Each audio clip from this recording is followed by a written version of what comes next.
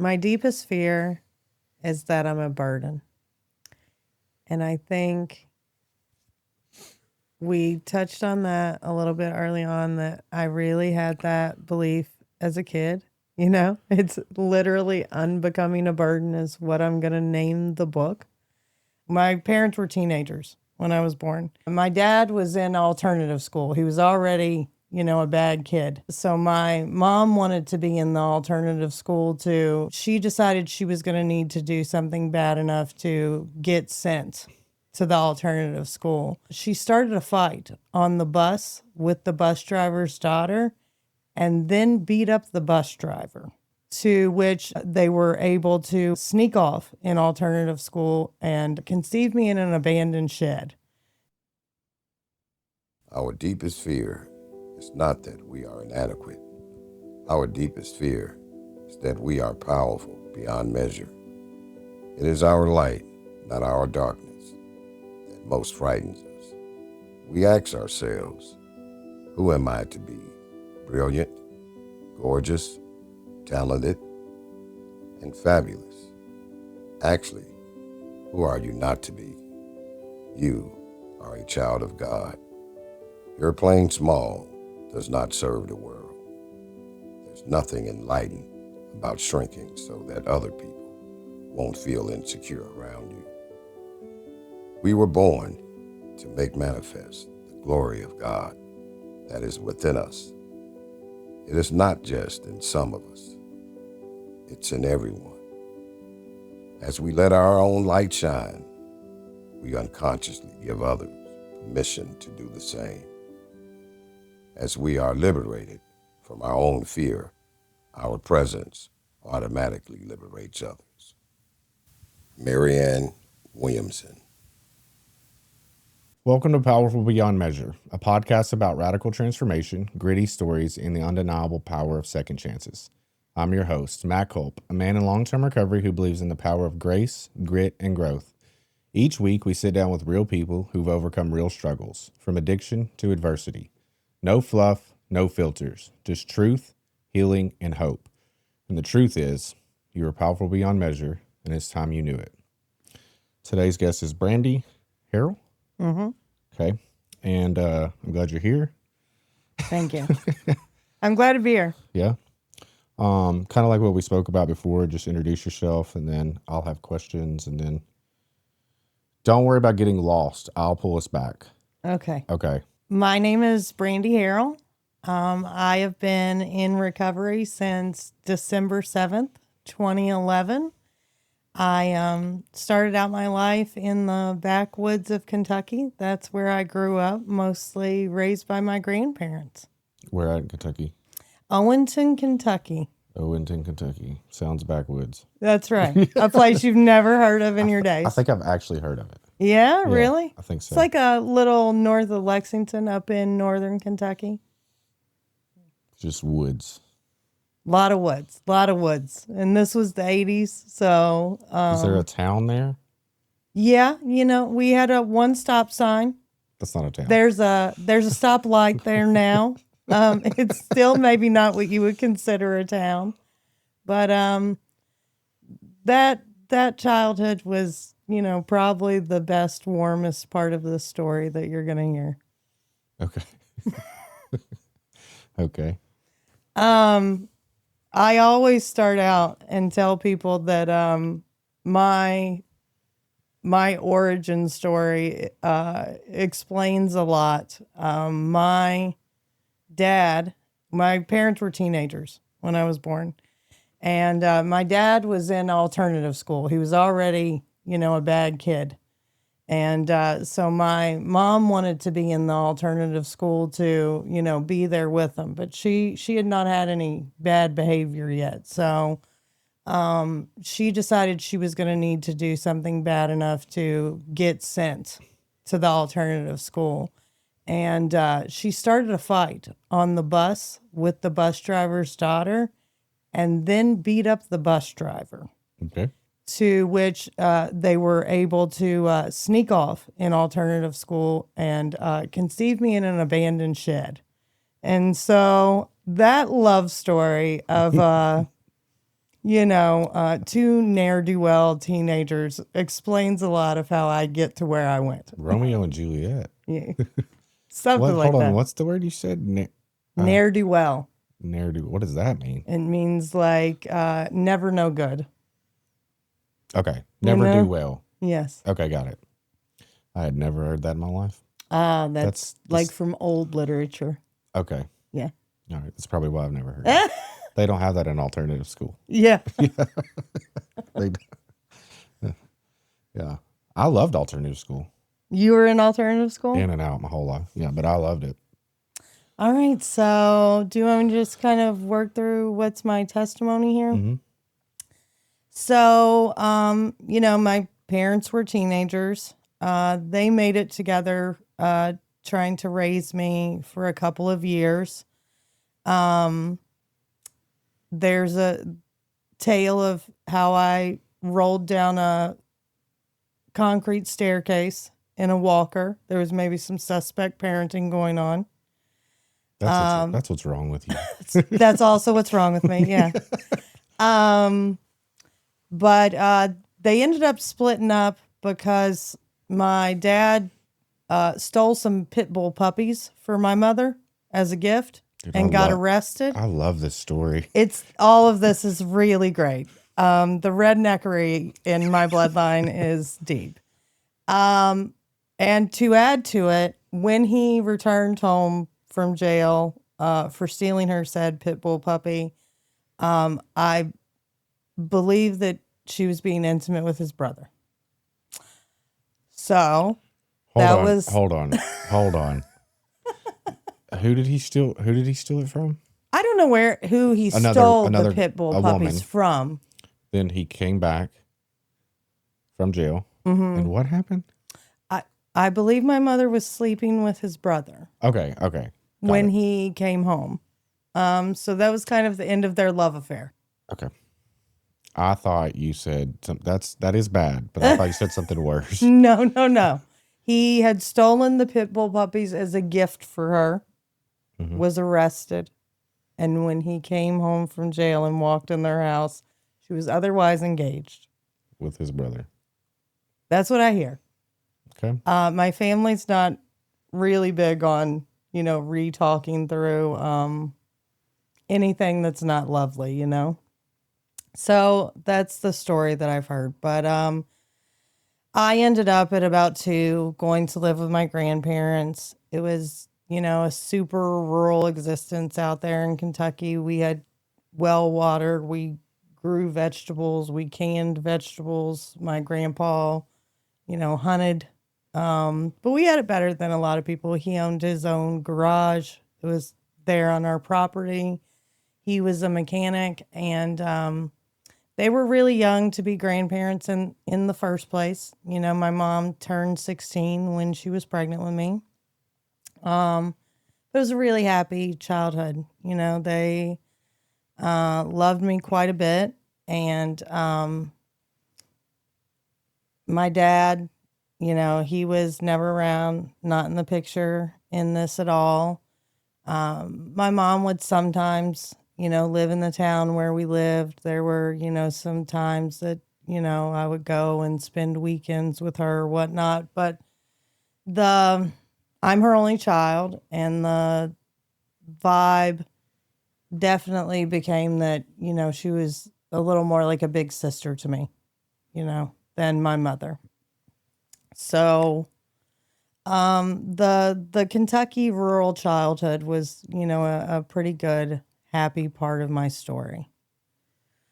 When I was 10, I guess, like going into middle school, 10, 11. 5th grade. Yeah, right when I got out of 5th grade. So before I was going to go to 6th, my grandfather had some trouble with his business, and we ended up moving to Charleston, South Carolina. They sold everything. My grandmother was in love with the beach down there.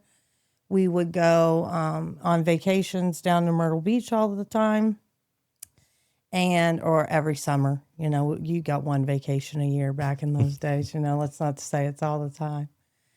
And I'd been, as a kid, always out in Kentucky, That's obviously a very white environment.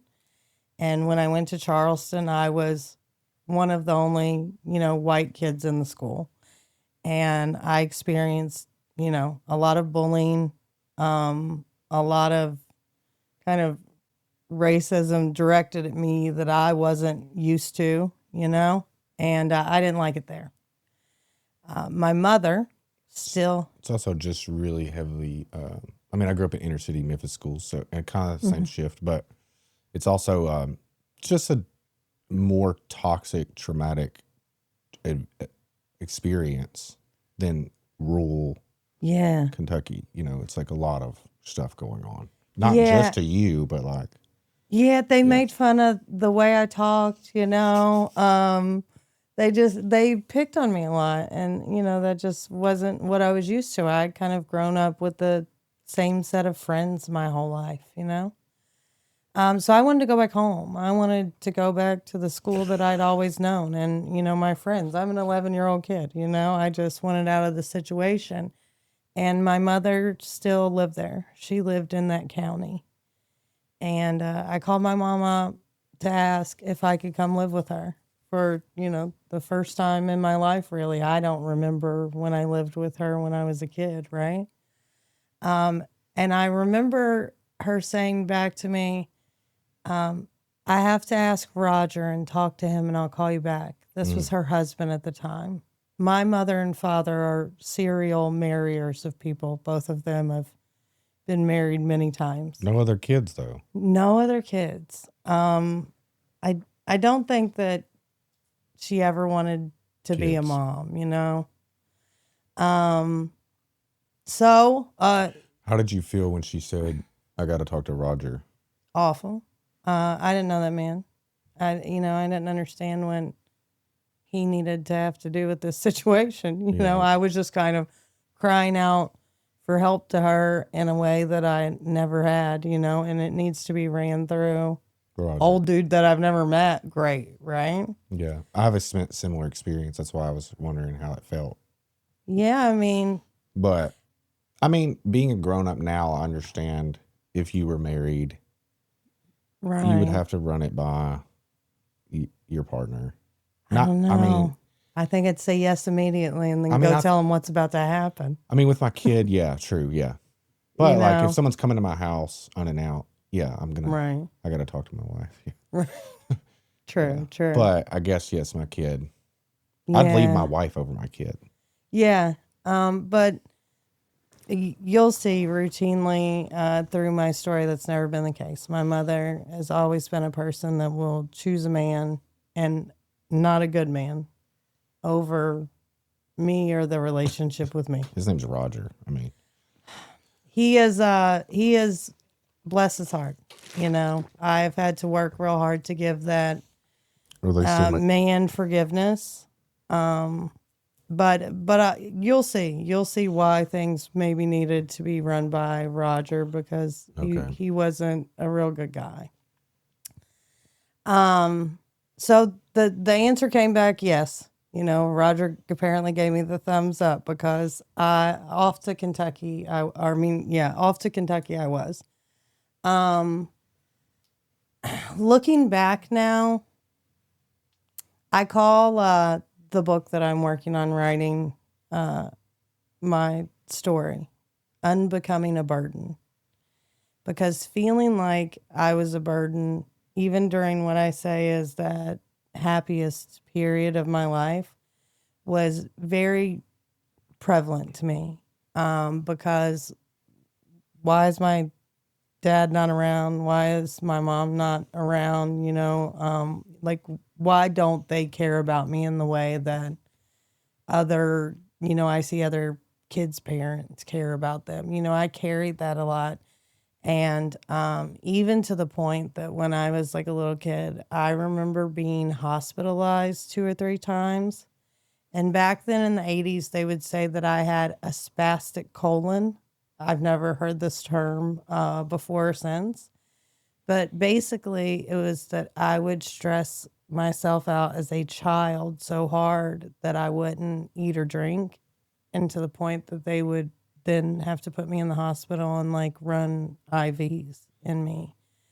And I see now that, this was like stress. This was like depression. This was like anxiety that I was experiencing, as a kid. Yeah. Where were we? You moved back. Okay. So, I had another point that I wanted to make in there, but I forgot what it is. It's hard when you're telling your own story to keep it all in track, huh? It'll come right. As soon as you start talking, it'll probably come to you. Okay. So, I do know what it is. Looking back, I think that was a really wild decision to allow me to make independently myself as an 11-year-old child for my grandparents, because everyone knew that my mother sold drugs. Everyone knew that my mother used drugs. We have one of those families that everybody smiles at each other when they're all around, and they cut each other up about their business the minute that they leave. And so knowing my mom was out there making a lot of bad decisions was, common knowledge, right? For them to have loved me and raised me the way they did and let me just go walk into that situation like I would never, that would be like my older kids asking to go live with their biological father. I would be like, yeah, that's not happening. That's a really bad situation. You don't know what you're getting into. And so it was like a quantum leap there from this like really rural and like hardworking and good grandparents to a really wild situation. So they were full-fledged drug dealers, using some sort of drug substances every day. It was a very much you need to take care of yourself environment. It's not like my mom rushed into, now we're going to have a relationship and we're going to be loving. I was just kind of like a responsibility that had been added to the house, Lots of, people in and out when you sell drugs, lots of wild parties, happening routinely, maybe every weekend, full of drugs and alcohol and fights and all of the stuff that comes with that, But the worst of it was that, he beat the shit out of my mother all the time. And so here I am, I need to kind of take care of myself. I'm back at my old school. I have my old friends back, but at 3 a.m, the furniture's moving and, they're screaming and crying and, my mother yelling for help. It was a traumatic place to grow up, to be, and all the time, very consistently. He probably really warmed my mother up bad at least once a month. And then it was a cycle. And so what I watched was that cycle of there's the huge fight and there's the tussle and he's beaten my mother. And I can't tell you the amount of times that like my mom rushed into my room in the middle of the night, I have school in the morning, get a bag. Pack a duffel bag, climb out your window. I'm going to meet you around at your window. Helps me out of the trailer window, pushing the car out of the driveway so he doesn't hear it. Like once he's passed out, we go hold up in a hotel for 2 or 3 days. I was consistently truant from school during this time because she would keep me out while we were at the hotel, mostly being her confidant, her counselor, her unloading, the baggage of what was going on in this relationship to me. But, she returned. Within a few days, they're on the phone. He's sorry. They're making up. We're going back to the house. There's that, every DV relationship you've ever heard of. And then there's this honeymoon cycle of him being sorry buying gifts and being really sweet. And then 2 weeks later, here goes this wild party. And eventually, I could see it all over them. I could spot the days it was going to go wrong. And, you know, growing up in a house where you just have all of these adults using drugs and partying all the time, I learned to be super, super observant and hyper vigilant and analyze people's behavior, Yeah. you know? So go ahead. If your grandparents wouldn't have allowed you to go, do you think you would have hated them and rebelled them?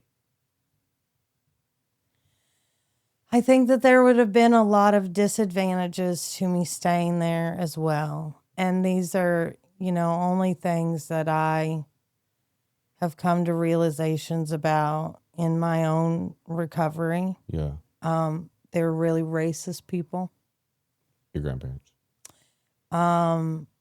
They Old white. were older white really old fashioned, Yeah. really sheltered. I think I would definitely not be as cool as I am today. You know what I mean? That's true. I would have had a very different personality, I feel like. And I'm a person that tries to take all of this stuff, and you'll see as we go through the story, I will laugh through a lot of things that, you know, most people feel are very traumatic and not as like a coping mechanism. I think it used to be a coping mechanism that I would use humor. You know, Yeah. one of my least favorite things is to tell somebody something, you know, a story from my life, and they hit you with the pity face and they go, "I'm so sorry." And you're like, "Oh God, I wasn't trying to elicit your pity." You know, Yeah. like it's just a thing just that life. happened. But in recovery, I think there's a reason for all of these things. You Yeah. know, I think that if I had not been led through a lot of these bad situations in my life or my youth, I would have been very unprepared for the choices that I made in my own addiction as an adult, because I was able to navigate a lot of dangerous people and dangerous situations because of Your past. that observance and Yeah. that hypervigilance that, you know, I learned as a kid. That makes sense. So in a way, I have to be grateful for it. Maybe if I wasn't in that environment, I wouldn't have made such bad choices as an adult. But who can say all of that, right? Like God has a plan for everybody's life. So either you let it crush you or you let it propel you. And I tried to find purpose in it because all of these things make me passionate about helping kids that are in bad home life situations, you know, helping people in recovery. You know, we'll go on to, you know, find out I had years where I was homeless. You know, I have a super big heart to help pull people out of the gutter, all of the gutters that I've lived in, Yeah. me you too. know? And so is that the reason? Is that why God let all of that exist in my life? I have to believe it is, because the alternative is you're just going to feel sorry for yourself and pity party it into excuses that make you make bad decisions, you know? Yeah. I just believe, like, thinking about my children, like, I just believe in giving them autonomy, you know? So, like, yeah, they allowed you to make the choice to go back, but you also understood later in life you made that choice, and you also understood the consequences of that choice, and you understood that you don't want to be involved in that choice, you know? Right. I mean, yeah, you probably felt trapped at the time, but, like, you also made the choice. They allowed you to make it, but people don't learn unless they make their own choices. You know, the biggest issue that I take, or I can say, is my resentment in that situation with my grandparents is that they were very hurt by my decision Yeah. to leave. And they pretty much cut off contact with me from that point. So what I, if I had any resentment there, what I would say is, like, you're not gonna call and be checking on, like, what's it like there? How are things at mom's? Like, what's going on there? They became very distant in my life. They resented me for not wanting to live with them anymore, Yeah. They probably thought you're making the choice that their daughter's making. You're going to do the exact same thing. That's probably what they thought. I sure did. I sure did. Yeah. So they probably just, well, it's going that way, But I just feel like if I were in those shoes, and maybe it's because I've lived in those shoes now, Yeah. I would want to have attempted to protect me from walking down that path. Again, it would be like my son saying, I want to go live with my biological father, which I know right now is still in active addiction. And then I just get mad because you want to go live over there. And I'm not like, Then I hey, don't talk to you. is it okay over there? Just let Like, you leave. like, is he, trying to use, drugs with you? Like, there was just an immediate void. So when you say, did I feel trapped there? Yeah, because then there didn't feel like there was anywhere to turn back to from here. Yeah. This is it. We're in it now. And I was maybe 11. And by the time I was 12, I was full-fledged integrated into their business. It is not a joke that my after-school chores were to weigh bags of weed. I also got paid to steal those triple beams from the school. They would pay me, him and his friends, to, take the triple beams and get them in my book bag and bring them home from science class. I'm sorry to the Kentucky school system for all of the supplies that you have lost over the time. But that was like, kids come home, you need to do the dishes, whatever. I would weigh out, halves and quarters, and we bagged them all up, stacked them in this coffee table that opened, one of those 90s wraparound couches with that coffee table. Ours was stacked with different, denominations of bags of weed. Yeah. And back then that was the whole business. They just sold weed. It became a different thing later on. And, there were hard drugs, but then they were that wild and toxic and crazy off of alcohol and marijuana. And my stepdad's primary thing was that he was just a really bad drunk. And when I say that there was a tell of when it was going to go really bad, when he would hold his glass, he would hold his pinky out like this. I can't even hardly do it with my hand somehow. When he got really drunk. And if he was holding that pinky out while he was drinking, he was super faded. And that night was probably going to go really, really bad. So when I was about 14, he got busted. And I cannot tell you, I have never been happier to know that a person was going to jail. To just get him out of our house, I thought. By that time, we had moved out of our trailer, and they had bought a little house that was directly next door to a biker bar. Everything about my path will be easy to see how I, fell into what the adults around me were doing. So the only thing that separated my house from that biker bar was the gravel alley in which you parked the bikes. But that's where we lived when he got indicted. And an important thing to note here is that when we had moved over to that house, we had moved to Carrollton, Kentucky. So that's halfway between Cincinnati and Louisville. Okay. I had went there in middle school. When I went there in middle school, I was really able to create whatever identity that I wanted. And for a very long time, I was able to keep the veil between what was going on in my home every day and school, because I went and associated myself with the good kids and the kids that had money and the kids that dressed well.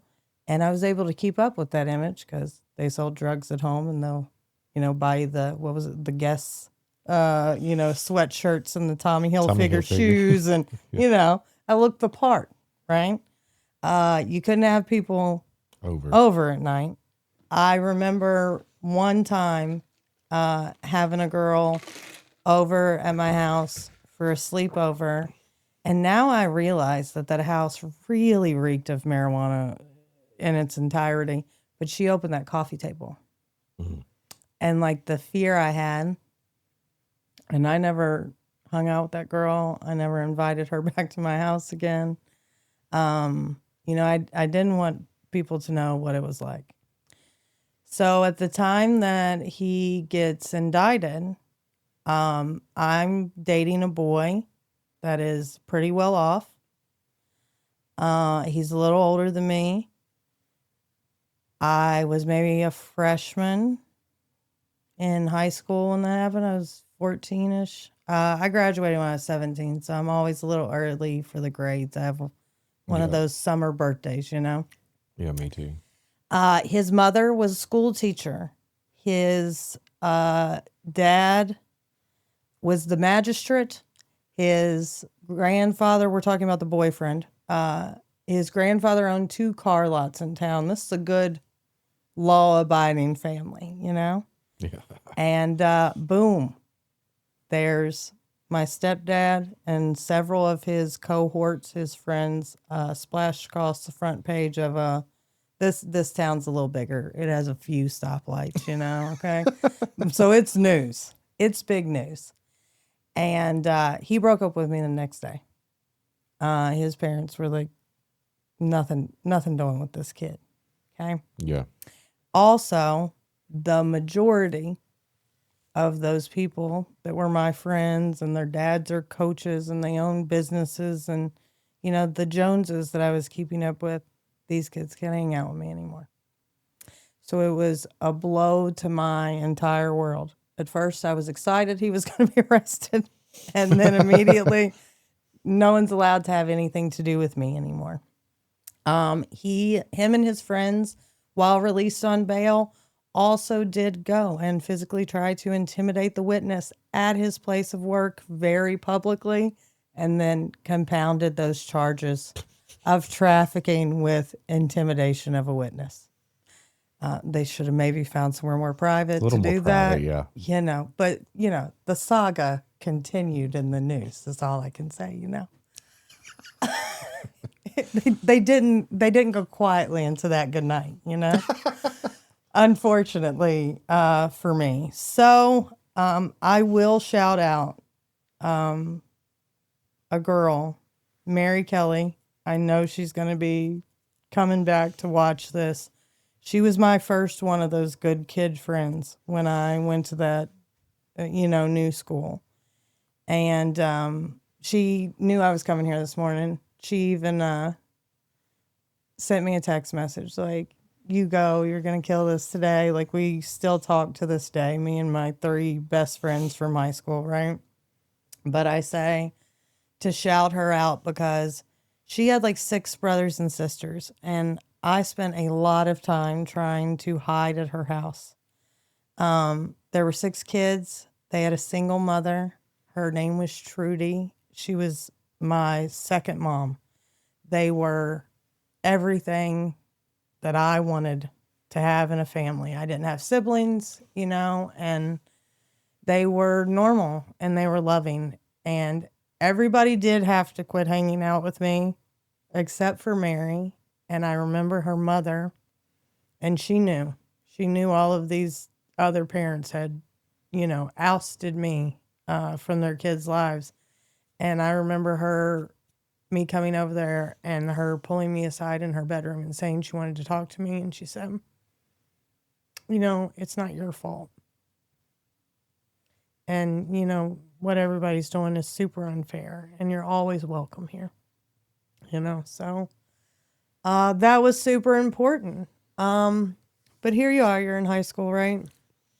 And a couple of things kind of happened to make things start really involving myself in the bad decisions, Until then, I was trying to be a very good kid. I was a gifted kid. I was a straight A kid. I hung out with the good kids,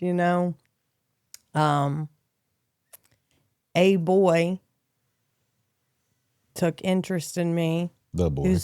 The boy. That changed everything. Whose parents had also been involved at a lower level. Like my parents were the people that lower level people would come get their pot from to sell, They were selling in bulk for these people to, sell to the common man, right? So his parents were part of that. He's from the same kind of family. And I didn't talk to those kids. The kids that partied, the kids that drank, the kids that smoked, all of that stuff. I was trying to keep my life on the other side of things. And right after that happened, we had a class together, and I remember him turning to look at me and saying, Roger's your stepdad, right? I saw him in the paper. And to be honest, that day he kind of negged me, and I'm mad now as a grown woman that, I fell for this. But he understood. Like, he had the same kind of house there. And I know there were the same kind of DV issues like in his house, And so I really quickly became not only his girlfriend, but friends with his friends. My mom really felt her freedom when that man went to jail. By this time, she had started a taxi business. She had bought it from somebody in town. She used to drive a taxi. My mom was really good about keeping a legitimate job while she was a drug dealer, to, keep herself a little out of the fray of public perception of where does your money come from, right? So she had used her money wisely to buy this business. And so we had built an office onto our little house that was right beside the bar. The taxi stand next door to the bar, first of all, brilliance. So she had her own business. She had the house to herself. She doesn't have this man beating her up every day. But she really embraced, she was going to sow her wild oats. She was out there partying, staying out at the bars all night. And me and all my little bad friends are allowed to hang out at my house and do as you please. There were no rules. I did not grow up where there were chores beyond helping run the taxi and the drug dealing business. You could drink, you could smoke. She drank with me, she smoked weed with me. And of course, everybody loved to be there. All the kids can do whatever they want at Brandie's house. We were piled in there every day after school. And, the whole place was a party all the time between her friends and my friends. It was nothing to have, 10 people crashed out in our house every day. I think we had 3 couches. That's hectic. It's a lot. And oddly enough, during that time in my life, I really kept at the good grades thing. I really kept this party lifestyle in my after school, and I was part of the student council and the pep club and the yearbook committee because in my mind I believed that that resume and those academics were my college is my only ticket out of this. It's my only way out of this life. When I was in early recovery, I'd read part of Codependent No More, and during reading that, I've read it again, but I think they talk about, I think it was in that book, but that I thought codependency, like everybody else does, is like, I can't go anywhere unless you go with me. I'm not okay unless you're okay, but it's more complex than that. And like, there's parts of codependency that are like, if your childhood is bad, you'll be like a really good sports player because you're like trying to make it look like everything's okay at home, which is kind of this situation. I've never heard it like explained like that.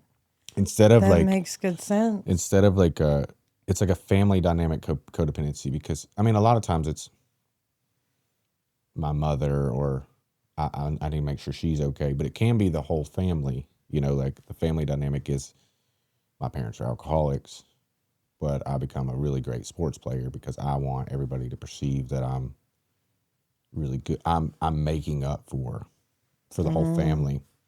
It happens a lot, honestly. A lot of like really good students and sports players come out of bad households like that. There are like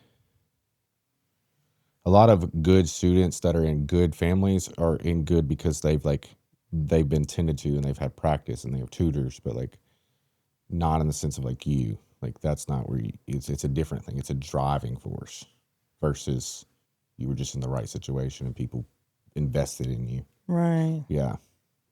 That's interesting. I'll send you like some stuff on it, but yeah, that's about all I knew about codependency for about 10 years. Yeah. Yeah. And then I went to this place called Onsite and they attacked me and pretty much and told you were codependent? Yeah. I mean, I don't think they meant to. I went to a codependent meeting there and like they're reading off like at the first of all codependent meetings, they're reading off like ways you can be codependent. Like there's different ways like control, compliance, there's tons of them. But like when they were reading it, I was like, oh God. This is me. They got me. I need to read this because I think maybe I'm going to feel the same way. Like I think my OCD stuff is like control issues of my environment because like I grew up in such a toxic environment, Yeah. Mine are like more compliance, but I think that it's something developed. I think that I struggled with codependency before, but being in the marriage I was in pushed me more into like compliance codependency. And codependency can like, it's not an abstinence-based thing. You can't show up and one day be codependent. You can show up one day and be codependent, but like you're not going to not be codependent. It's like, where do I fit on the map today? It's more of an awareness of like, so it can be interchangeable. Just like drug addiction, like you could be off the drugs, but now you're shopping. Like it's more of like, it's a little different than that because you can abstain from shopping or you can abstain from, but you can't abstain from being codependent because it's kind of who you are as a person, but you can show up in a healthy way today as much as possible. And then over time, you kind of create habits. Control would be like a best way to explain control. Like I'll send you the sheet on it, but if I don't tell them, they won't know. So like, but the bad side of that is like, if you're in a friendship or you're a mom or you're a dad, like that perception, that thought process could be really damaging to the person that's sitting across from you because they feel like I can never do no right. But it's like the control is like, if I don't say it, nobody else will say it. I'm like trying to control them and make them dress right or act right or do this right. But like what it's perceived as is on the other side is I can do nothing right. That would be more control stuff. And then like I think there's self-esteem and compliance, and then I think there's two more like sections. Yeah. I think I work on that with my kids a lot because, like the OCD and I do really want to control things and make sure that they go well. And like, if I don't remind them, if I don't do it, it's not going to get done. Yeah. And over time, I've realized, it makes my children feel like I don't trust them. I don't think they're competent. And so I have to let those reins go a little bit of things being done the way I would do them, for them to learn their place and what they can handle and navigate and take on responsibilities for themselves, I would do that in business, or I would do that in my recovery, but I wouldn't do it with my kids because I grew up in a household that it's not like yours, but I could do whatever I wanted to. I had a lot of autonomy, and I understood that, yes, like I went off the rails with that autonomy, but I also made all my own decisions. So like I can see the value in it. I can see that later in life when I've ever had anything in front of me that I was able to accomplish it because I've never had my hands tied, ever. So like, and I watched people around me be able to accomplish a lot of stuff because their hands weren't tied. There was no guardrails, no gridlock, Right. And I want my kids to have that, but I also want them to like, nobody ever talked to me about it. Mm-hmm. So I talk to my kids about it, like. Right. And give words to, Yes. Like what's going on instead of just figure it out, go, like the figure it out method worked for me, but it also made me feel lonely. So like, there's like a little middle ground I'm at where like. Right. Like I'm trusting you to figure it out. You're letting them know, because you believe in them or because you think they're competent. So they have some language to it. Yeah. That's so smart. like I would be like, if my son wants to learn something, I'll teach him how to do it. And then I would let him figure it out after that. And then if you ever need anything else from me, I'm here for you. But I'm not going to like, if you need me to practice with you, but I'm not going to be like the overbearing parent. Right. I'm going to let him figure out his own successes. And so, but I do understand the figured out method more than probably most people because I don't know. I did feel lonely in the fact, but I do understand that it made me be able to navigate life really easy because I was so grown up so early. Mm-hmm. Yeah. Which it sounds like you grew up in a figure it out. Yeah. That's really a good point to kind of get back into where we are in the story because, I was very much the grown up. In the days when we lived in that trailer and, I'm tasked with the bagging of the weed, they had bricks, keys of marijuana that they would get from a Mexican cartel. And we kept all of these stacked in my closet because the belief was that if the house got raided, they weren't going to touch the kids. Listen, I'm just telling you what I would be told. Now I think, God, I bet everything I ever wore to school really smelled like weed. I mean, they were wrapped down, they're taped and everything. But,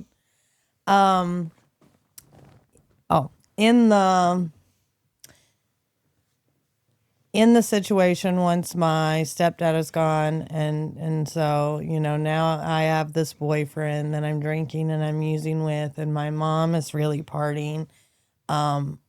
I was very much the parent in that house. Every day when I came in from school from 4 to midnight, I dispatched that taxi. I paid our drivers. No, we were drinking and doing whatever we were doing while I was, making this stuff happen. But like I was helping do the books. if he hadn't seen mom in a couple of days, I'm out at the bars, trying to chase my mother down. I very much have been trying to parent or save my mother my whole life. I'm still unsuccessful at it. She's still a little out there in the world, still to this day, out there in the struggle. But where the gears really shift to, oh, now we're in a really bad situation, is that my mom, she's got a lot of these new people, new guys hanging around her business. She's, trying to be the Griselda Blanco of Northern Kentucky. They go out, they meet the cartel, they get a whole new set of keys of weed, and this guy persuaded her not to keep it at our home any longer, and they were going to rent this little apartment that was above a bar in town, and that's where they were going to store it. All of it was stolen within about 2 days, and they were always in a position with that cartel that they were paying for what they had before. Mm-hmm. So what she had was essentially fronted to her. And I had been taken many times on trips to Texas, to different places. They had met me. They had seen me. And when the money was not coming back, the threats became, we know your kid. We know where your kid is. And so my mom pivoted with some people that she knew that were selling coke. And there's a lot quicker upside in the money. And we could sell coke and we can pay them back. And then it became that she sold cocaine. And of course, that brings a very different element of people and behaviors and whatnot into your life. And, in the beginning, they were just snorting coke. And that really quickly became that I live in a trap house and my mom and every other adult around me is now a crackhead. I really resisted having anything to do with that drug for a long time. And I remember the first night that I ever tried it out, and I had stayed up all night, right? And, this would be a thing that was, very unnoticed by my mother because she would draw the line there. She didn't want me, involved with the coke, doing it myself. She didn't care if I smoked weed or I drank, And I remember asking my boyfriend in the morning, so say, hey, like if you did coke for the first time and like over an evening, like how many lines do you think you would have done, right? And he said 6. And I go, yeah, that's about what I did. But that answer was 11. I was off to the races. And so in high school, I had a pretty healthy I carried around an 8-ball of coke every day of my life. I even have one really fun story that I was in charge of the pep club and Bill Clinton came to our school to speak. We had Secret Service people at the school all week. They set up like people in the peripheral that are like snipers when the president's coming somewhere, whatever. I had been up all night on coke and I needed to set up this room for the press that were coming in because the president's going to be at our school. I went after I'd been up all night. I set up all of the stuff in the pep club room. You were the pep club, all right. I was peppy. Okay. But then what I quickly was paranoid because when you have been up all night on cocaine, the Secret Service walking around in sunglasses and earpieces talking like this. It's a little disconcerting. So everyone from my high school does have a great memory of seeing the president speak. Once I had done my job, I made my exit out the side door. I saw none of Bill Clinton there. So everything was, kind of wild there. I really lived in a trap house, and in a small town, that also gives you a real look at a lot of kinds of people, because it is very interesting who is there every day and their family doesn't give a shit. They've been in and out of prison. That's just them. That's their life. Or who runs the bank and shows up with the crack or at midnight on Saturday nights. You know what I mean? Like, you get a real window into society. Yeah. It's quite the education.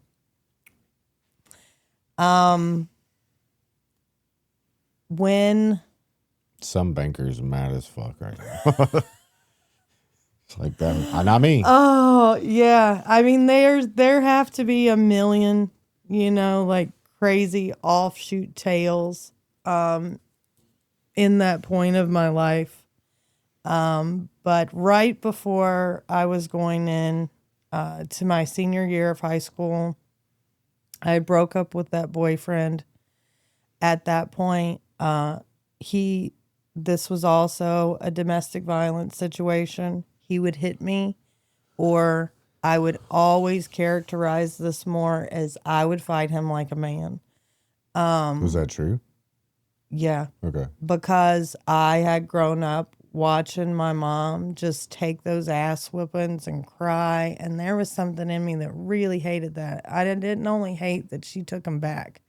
I really hated how weak she would let him make her, and so I already knew that this guy was probably going to lay his hands on me, right? We've been through a lot of situations before.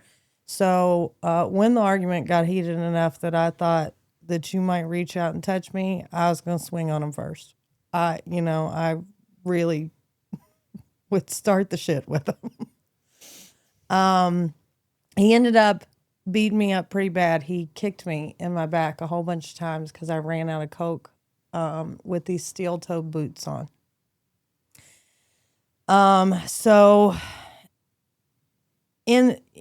here's where we get a couple of changes.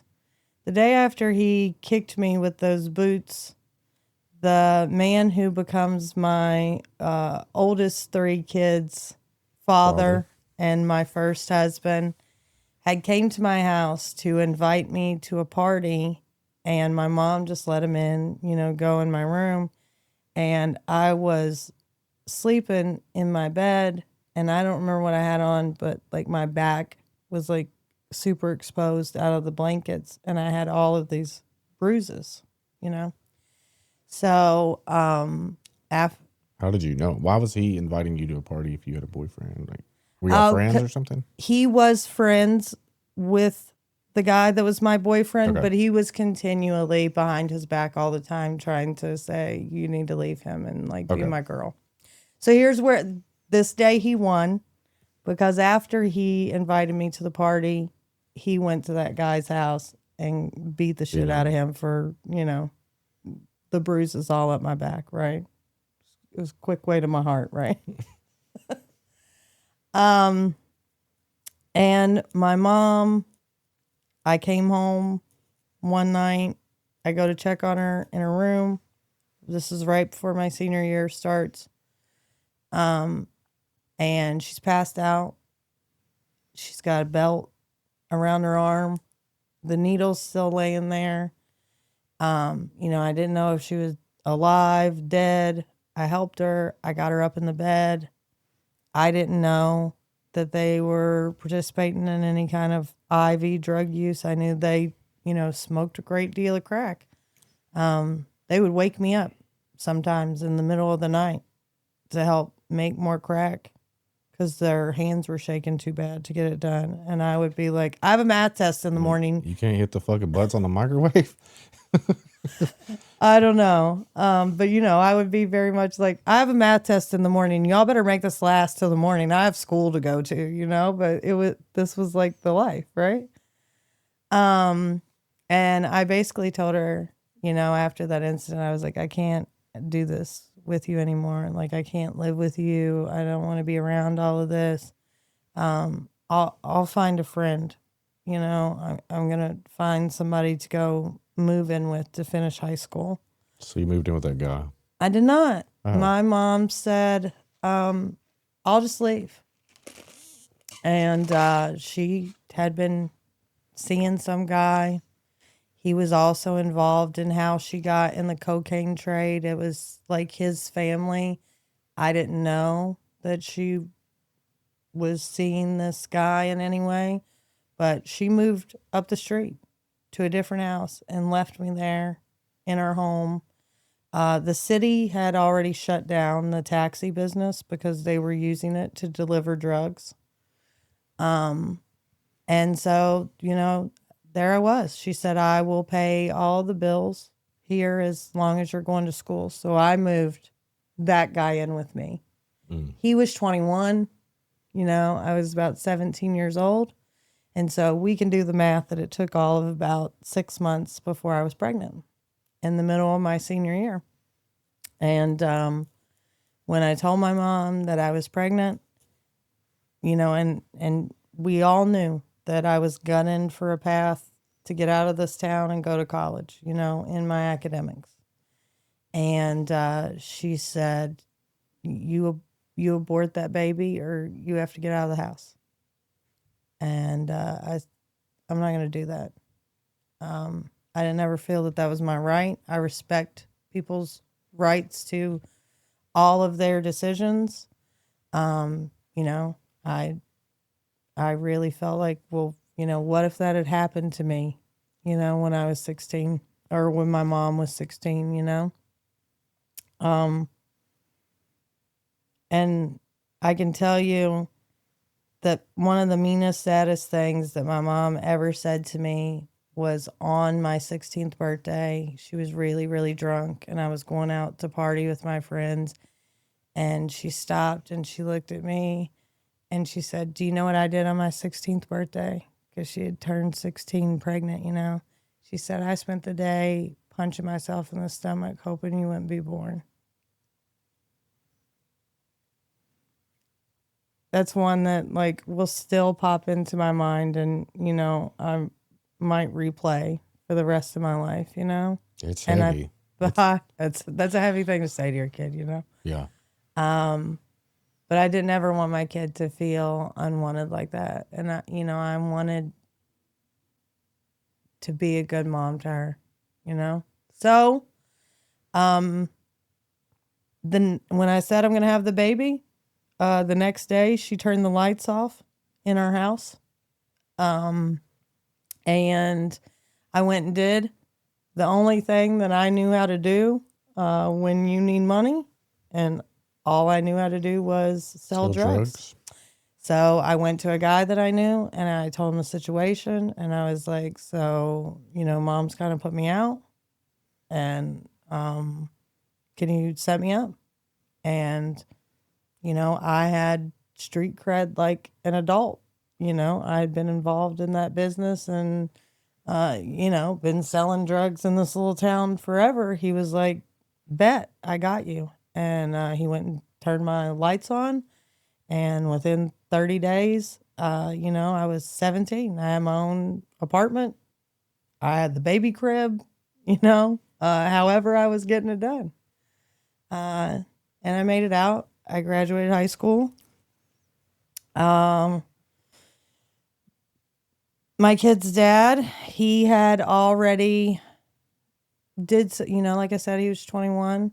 He'd already did some jail time for trafficking. And they were really waiting on me in that town to be grown. We didn't have any kind of juvenile system. So whenever I would get in trouble for anything, they pull me over. I got weed, I get in a fight, whatever it was. It was take you to the police station, call your parents, and they knew she's in worse shape than the kid is, you know? So I was indicted to the grand jury for forgery 3 months after I turned 18. I literally, in May, I graduated high school. In June, I turned 18. In September, I gave birth to my daughter. In October, I'm indicted to the grand jury. I got like a diversion because that was my first time in trouble. Yeah. You know, I got put on probation. Let me think where we go from here. And I was a pretty good mom for that first 2 years of my daughter's life. I did my best to be on that probation. I worked a little job, you know. Mom had taught me you got to keep the day job, but I was still always selling drugs. And I was just selling like weed and pills. I never, you know, was messing with anything hard. I saw what those clients and, you know, the added risk of that. And my daughter was about 2 years old when me and her dad both got indicted for trafficking. So, a guy wore a wire that I had told him a bunch of times, don't sell stuff to him. Like, I don't trust him. And, we were married. They can't force you to testify against your spouse. I already was going to have to do 2 years because I broke the forgery probation. But what they said is, you know, she takes her just to trial because I was just present, right? They indicted me with full trafficking, not, what is it when you're just in the situation? There's like a accessory. They didn't charge me. They had charged me with like full trafficking, but I had not spoke to the man. I was just there. So basically the situation was if I took mine to trial, I could have beat it and just dealt with my 2 years of probation. Yeah. And our county attorney, his name was Jim Crawford. He was a real old asshole, and he was known for getting about 90% of his convictions, came back and said, that's fine. If she takes it to the box, she'll win. That's good. But if she takes it to the box to my kid's dad, he said, I'm going to hit you with PFO and I'm going to give you everything that we got. And it was like, I don't know, 10, 15 years that he would have got out of the deal. But if she'll plead, I'll give you this sweet deal that was about 6. And I remember they had to let us get in these little rooms together in the back of the jail, you know, because we're married and, you know, we're co-defendants. They would have to let us speak alone. And I've, of course, already made my decision that I was going to do this and I was going to take this time because that was how I was raised. You know, I full well knew what I was involved in and what I was doing. And if I could help him, you know, I felt like I don't want to be out here with my kid explaining I had a way to save your dad and have him here too. And, you know, I felt like it was selfish. And I was raised in all that, the game's the game, and we don't rat on people, and we don't snitch, and all of this, you know. So, yeah. With my head held high, I took that paper and signed it. I remember shoving it right on the chest of Jim Crawford and going, there you fucking go. You know, like, you got us both now, you know. I had never been in jail a day in my life. I had not spent the night in the drunk tank.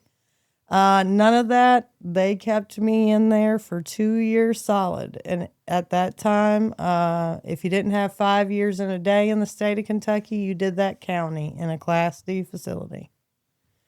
So that's what I did. Obviously, for the next 2 years, they released me and her dad on the same day. They gave us 3 hours to report to a probation office together. And we were going to go stay with my dad's side of the family. I had reconnected with my father by this time. We're going to get out of this little town. We're going to go up here to northern Kentucky, closer to Cincinnati. We're going to make a new life. We went in that probation parole office, and we both had a different officer, and they basically came to say, we're not fucking with the two of you, okay? We're not playing with you. We know we have to let you live together, blase, blase. And I did really good during that time. I had found God. I had grown up an atheist. My grandparents were atheists. I knew nothing about God or religion. And that 2 years in jail is really a blessing because it's where I met Jesus. And it's where I got saved. And I didn't do things right after that. You know, I did for a time, but not consistently.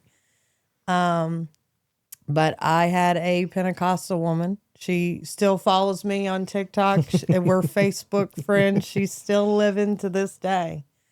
That took a real interest in me. And she arranged to have special visitation with me so it didn't take up my visits with my daughter when I was locked up. And I would read the Bible and write down all of the stupidest questions you've ever maybe heard in your life, because I had never seen a Bible. I don't know what any of this is talking about, okay? I'd be in there hammering her. And if she didn't know, I'm going to go back and talk to the pastor. And she would tell me, and she's real proud today to see what I'm trying to do online and do with recovery. Because she used to tell me back then when I was 19, I turned 21 in that jail. So, you know, this is maybe from the time I was 20 to 22 or something, I think. She would tell me, God's really going to use you. And God's really going to use you to teach people and lead a lot of people to him, you know. And I'm like, all right, you know. I go back here and try to have a Bible study with these girls or something, but I don't know what I'm really going to do beyond that, you know. She also baptized me in that jail, and they had about 8 of us that day that wanted to get baptized, and what they made available to her was a cow trough in the Sally Port, and it was the winter. Okay? You know the Sally Port's cold, number 1. Okay? We're going to get to fill this cow trough with hose water. That's cold, number 2. They had us take all of our clothes off except for the orange jumpsuit to go out there. And of the 8, I think there was 8 of us, 6 of us, 8 of us, something that wanted to get baptized. Only 2 of us said, all right, bet we're going to do it. Everybody else is like, I ain't getting in that ice water, you know? But I really wanted it. You know, I really wanted that baptism. And I have since in my life had a lot of churches that I belong to. A lot of people have offered me a better, more official baptism. What's more official? Hell, I don't know. I guess in the church. I guess in a pretty warm tub. Maybe if I could get that like cross they do it on in the Righteous Gemstones, I would do it. That one's pretty fly, but dude, John the Baptist was just dunking people. Yeah, dude. creeks, rivers, whatever you got, buddy. Yeah. But I'll always tell people, oh no baptism will ever mean no more than that. I did it in ice water, in a cow trough, in an orange jumpsuit, naked underneath. Like, I meant that shit. Jesus knows it. We're baptized, you know? Like, I don't need it to be sanctimonious. I needed it to be real, you know, in my soul.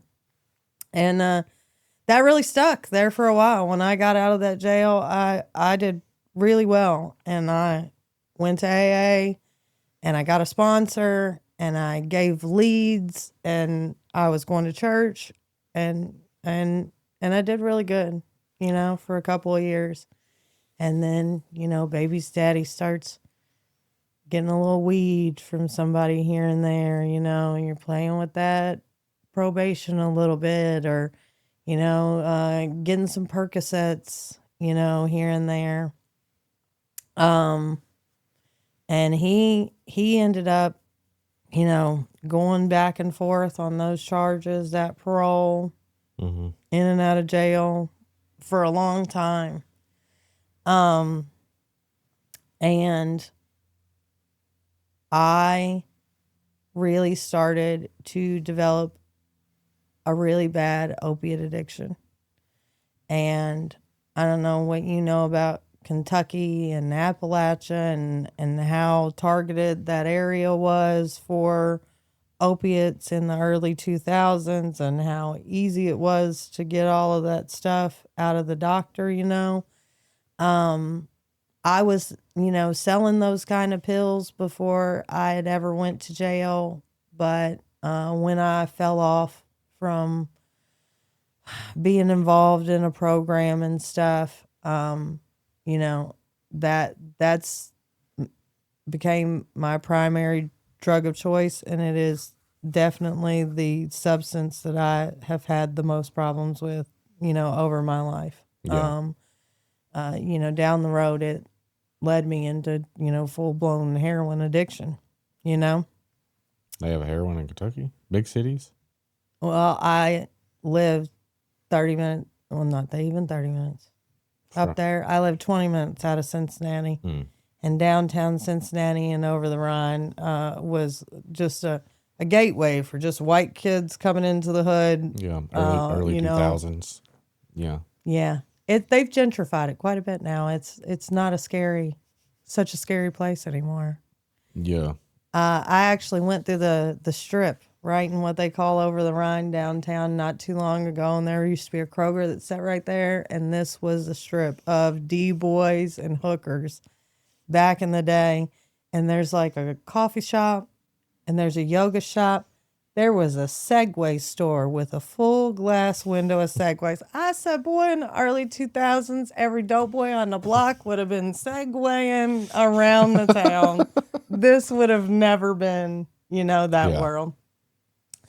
By this time I had got pregnant with my second child, and my kid's dad was trying to step up and really be a good guy. It was a lot of me working, you know, supporting us, you know, during the majority of our relationship. But when I got pregnant with our son, he said, well, I'm going to work, and I don't, you know, I don't want you to have to work. And he was working at this factory, and unbeknownst to me, to get through his third shift, he's snorting coke with his friends. And they up and came and arrested him. And, you know, now here I am. I got a daughter that's 5. I got a kid on the way. I'm here on my own. And so what do? You go start dating the guy that he's buying that coke from.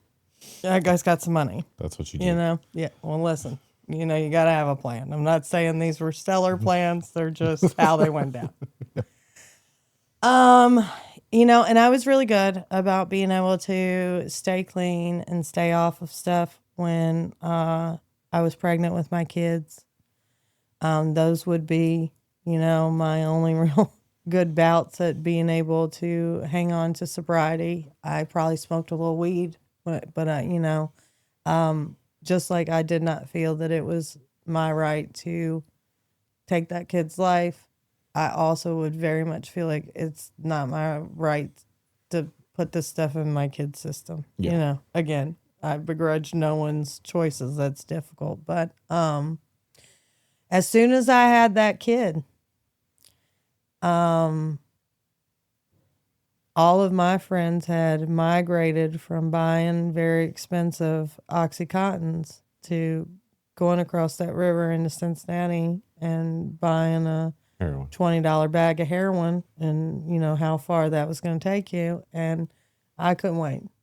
I couldn't wait to try it out as soon as, you know, my son was born.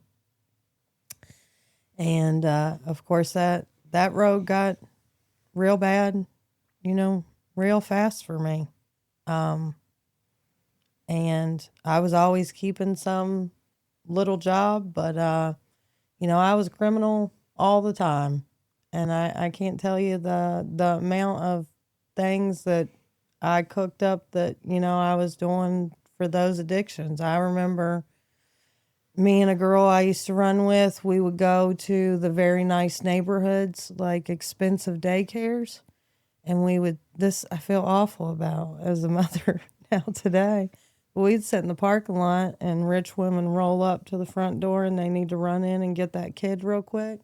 They'll leave that purse and everything they got in that car. And we was the best 30 seconds flat of we'd have everything out of your car, before you ever got out of there.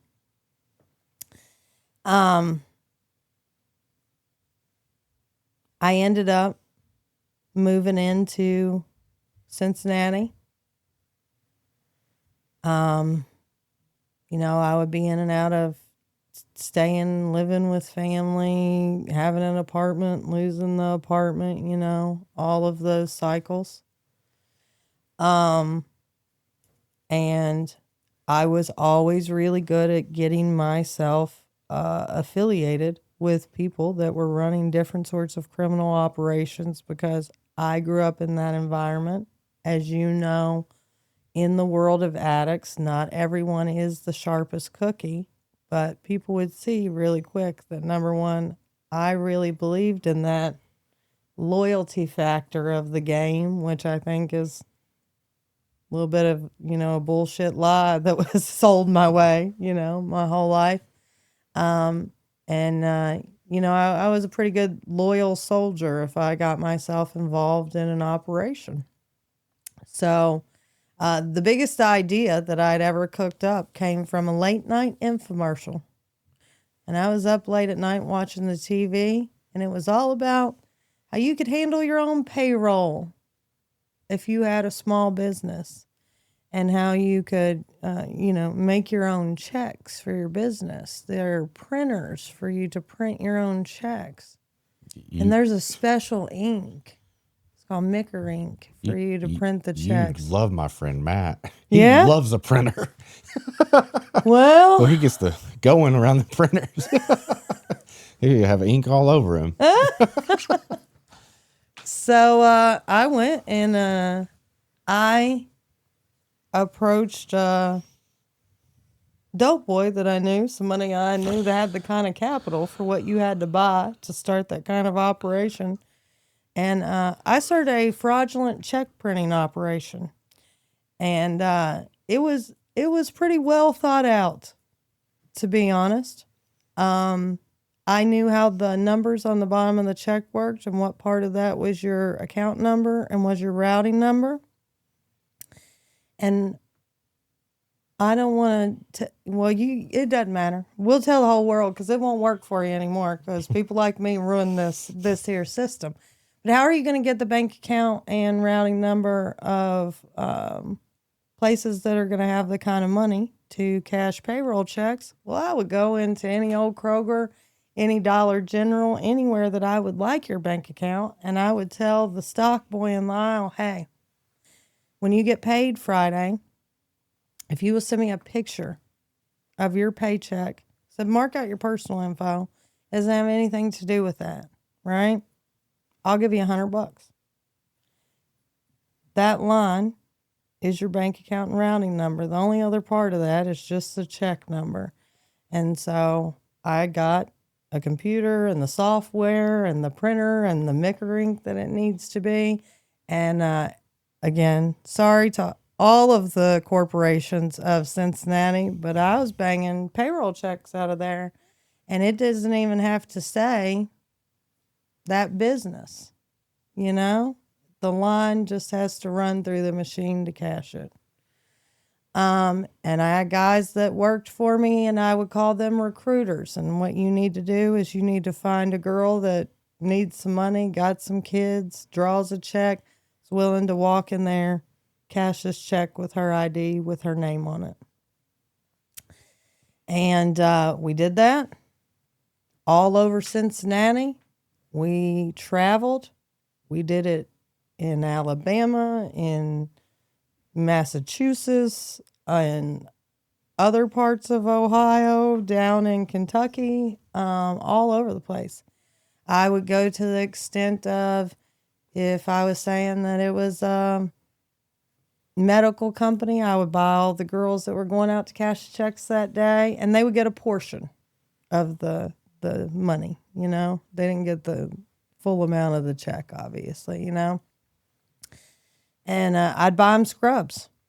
I remember saying it was a construction company, and I had a logo before, and I went and had all the T-shirts made, and I stomped them in the dirt before I sent the guys in there in them. Like, it looked really legitimate.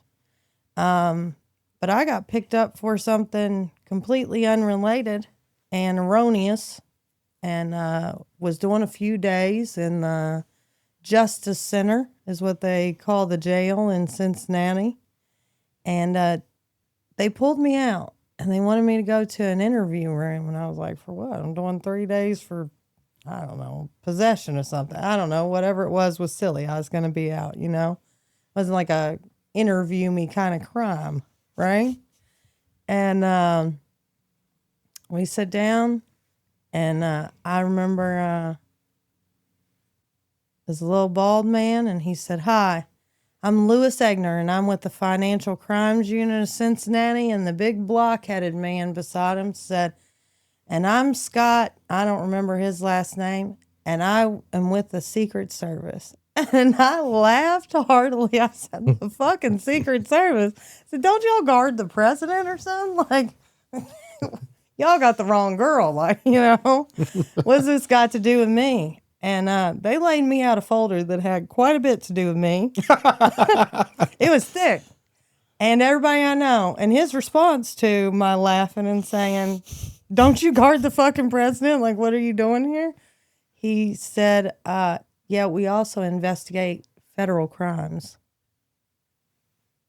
And I was like, "Oh, okay." And then they proceeded to lay out this folder with a lot of pictures of mugshots of people that I knew and a lot of shit that had to do with these checks. And basically, they told me, "This is really good. However you've got this done is really good." But they thought that I was involved in this at the check cashing level, because in order to proof of concept, as we call it in business, me and my direct friends and the new boyfriend at the time, we had guinea pigged making sure these checks were going to run before we had a organization of strangers cashing them, right?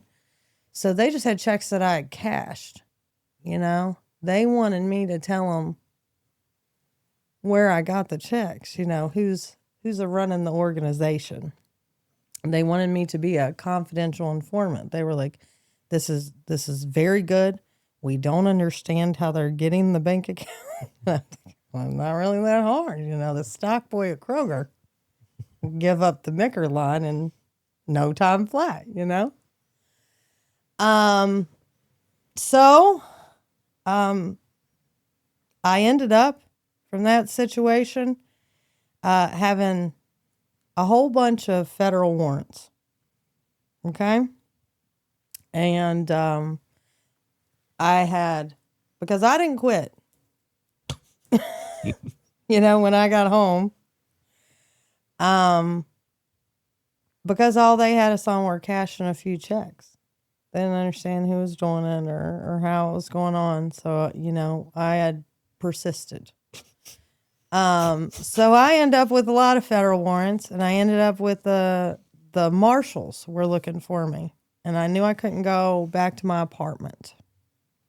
So I was staying in a hotel, and I had planned a trip to Springfield, Massachusetts. We were going to go do what we do, right? And in doing that, I was going to be able to get enough money to put me and the kids in a different apartment that the marshals didn't know about, because that's handy, you know.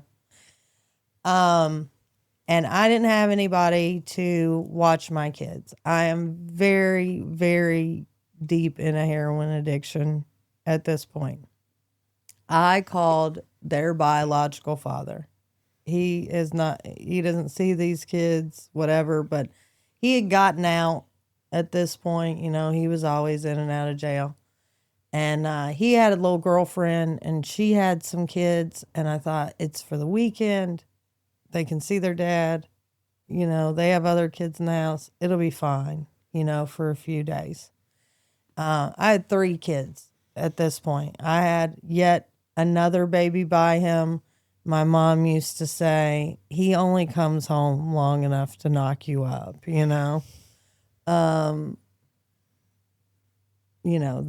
post-prison sex, I guess I just couldn't turn it down. I don't know. When they cage them up for a long time, I don't endorse this for you ladies, but I was a real sucker for it at one point in my life. So, my youngest was only about 6 months old at this point. I think this would make my daughter was about 9, and my middle son would have been about 4.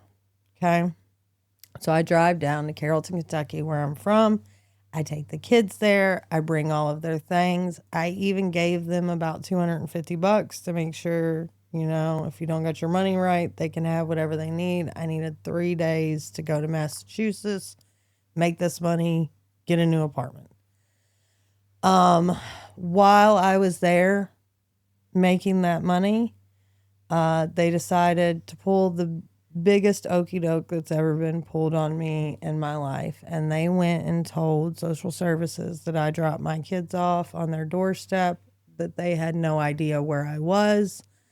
And unfortunately, he took my 9-year-old daughter in there, and they talked to her, and she knew that I was on drugs. And bless her, she just told her truth. And she loved her daddy, and daddy had not been around. Daddy's in and out of prison. She wanted to stay there. She did not want to be in my mess. We're in this apartment. We're in that apartment. I did really shield my children from all of this. There was none of the way my mom raised me. My friends couldn't talk about drugs in front of my kids. You need to go in the bedroom to do whatever you're going to do. It wasn't in front of them, but they definitely knew there's a lot of time spent locked in the bedroom. And, when you're on heroin, it can be really evident, Yeah. at times. And I was IV, drug using heroin by this point, So they gave him emergency custody of my children. And while I am in Massachusetts trying to run a criminal operation, I'm getting calls of, we have emergency custody of the kids. My ex-sister-in-law is on the phone cussing me out, all kinds of things. And they drew welfare on her kids. I think part of it is that they wanted to get a check on all these kids. Also, when I showed up with those kids, I did not look great. I was very skinny. It was very evident that, I was on some bad shit, Yeah. Ultimately, that was the most devastating thing that could have ever happened to me right then. But ultimately it turns out to be a blessing, for them and for me. But I had a fucking nervous breakdown over this, because the only thing that kept me remotely on the rails, the only desire for me to be trying to make this money, is I was trying to take good care of my kids. They had a nice apartment. They dressed nice. They were fed well.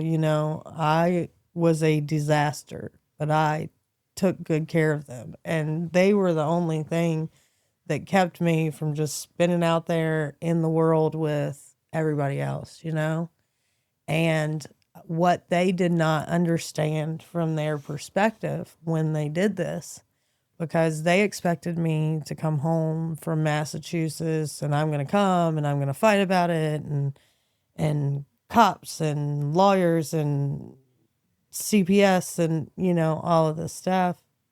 I couldn't do that. I had a string of federal warrants from Alabama to Massachusetts that I'm running from. And the minute that I stepped down there in this town to advocate to have custody back of my kids, I would have went to prison for life. It was enough charges. When they laid that stuff out to me, they said every one of these is 5 to 10 wire fraud, federal wire fraud. I can't go and try to fight for my kids, you know? Even if I would have had the wherewithal in me to get sober, I did not have the solution to solve that problem.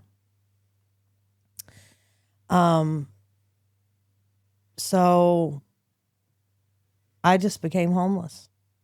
I never got that apartment.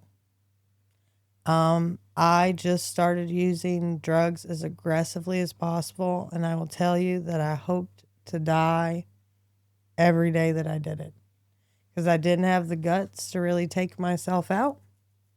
Yeah. I was really hoping just to, get high enough to shuffle myself off this mortal coil. Everything had gotten really awful. How'd that end? Huh? How did that end?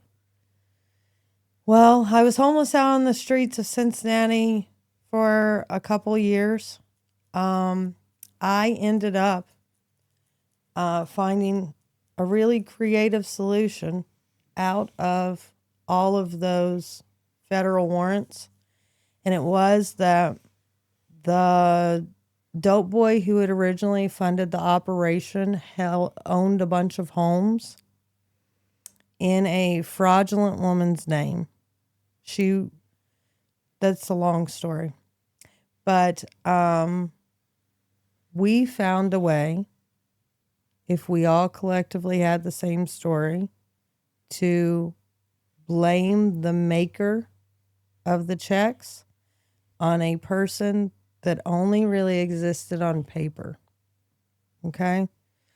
We rented a apartment in her name, because at that point, they were saying they just wanted it to stop because they couldn't really figure out how it was happening, right? We rented an apartment in her name. We put the computer with all of the bank accounts, all of the software, the printer, all of this, and we all collectively told them that we would be confidential informants. And we all ratted on Chelsea, who did not exist. And when they raided the apartment, they got the computer and they got the printer that they wanted. And I had to do about 8 months for the checks that I had cashed. Was the deal that was made, because I had confidentially informed on myself. Or Chelsea. the fictitious version of myself. That's what we would tell people when they were coming to cash the checks, that my name was, Anywho, it worked out eventually. But I spent a couple of years out there on the street in in Cincinnati, panhandling, using drugs, stealing stuff, I didn't know that path. Once I got those charges cleared up, by that time, I had been out on the street and was so deep in addiction. I don't even think that I believed that my kids wanted me to come and fight for them anymore. And I certainly wasn't a person that I believed was going to be a good mom to them. So I met a woman by chance in an emergency room in Cincinnati who used to be a Playboy playmate. She was very old at this point, but she was essentially sexually assaulting homeless men. She would come and round up a homeless guy and say, I'm going to take you home for a shower and a hot meal. And they were paying for those showers and hot meals. And I earned the trust of this woman. And came and stayed at her house, and I got her to put me on her bank account. And I got one of the guys to go and, spend some private time with her. And I drained her bank account and took off to Miami. And then I was down there homeless in Miami for several years, which is another set of, crazy stories. And that's where I met my second husband. The one that we were talking about earlier. Yeah. He was an alcoholic. He was kind of in and out of being a really competent IT guy and had a business, or being out here being drunk, hanging out with bums. And we had a really, toxic relationship. We ended up getting an apartment. I had some various jobs there and whatnot. I still had a felony warrant for some possession up in Kentucky that I needed to deal with. But to get to, where things turn around and where things get better, there were a lot of attempts in there, in those years of going to rehabs and trying to get sober and, trying to get back into things. But he had got locked up at a point and did some time. And I took off back from Miami to Cincinnati. And when he got out, he came looking for me. And when he found me, I was in pretty bad shape. I was, really into IV heroin use at that point. And he said, let me bring you back down here and help you out, right? And I took everything that I had that day. I took all of my needles, all of the dope, the whole thing. And I went to the Greyhound station and I threw everything away in a dumpster at the Greyhound station. And I literally got on my knees there on the ground. And I prayed to God and I said, I really need you to take this from me. I'm really tired. I'm really done. And I know that this is going to hurt. And I know that this is going to be hard. But I really believe that there's a life for me on the other side of this. And I think that's really hard for some people to have that hope once it's got really bad, of years on the street and losing your children, and you think you can't come back from it. But there was something in me that knew, like, you're capable of this. You're capable of a better life. And when I got down there to Miami, I stayed in a hotel room with him. And I will say that I probably wasn't right in my mind for about 11 days. And I cold turkey kicked, banging 1.5 grams, 2 grams of heroin every day in that hotel room. And he would bring me steak and broccoli. It was iron and protein. Iron and protein, okay? And I mean, I just bathed and sweated and laid in the bathtub and laid in the floor. And I mean, I would just cry. I laid in that room and I cried for days, just cried out to God. Take it from me. Just please save me. I believe that I can do this. Through you. I believe that there is a better life waiting on me. And I wanted it to be that way. I could have had a easier route off of heroin. I could have went to a rehab. I could have went to a detox. I don't recommend what I did to people, but I needed to remember how awful that 11 days was. And when I say 11 days, like 11 days is really when I had the first day where I remember like coming back to my own mind and having some sane, rational thoughts. And it still took me a little bit after that to get the courage to come back and address the situation with my kids. I did start to live some normal life there in Miami where I had good jobs and I had good friends and I was able to have a normal life. I did not go the AA, NA route. You know, I wasn't with a rehab, but I had been through a lot of that stuff, you know, prior in my life. So I was definitely using those steps and I was definitely using, you know, those Same principles, tools. those same tools. And so even though all of those old attempts had not worked at giving me sobriety, they had given me the tools to, you know, do it the way that I did when I finally did. And then, you know, we can start to talk on a more hopeful side of things of how I returned home and put my family back together. So after the most horrible 11 days of my life, maybe not the most horrible because, you know, we're still there without my kids, right? I still don't have my children in my life here. But I started to work some good jobs and have sober friends and, you know, live a normal life that wasn't always inundated with crime and drugs and alcohol. And I had the felony possession situation in Kentucky still.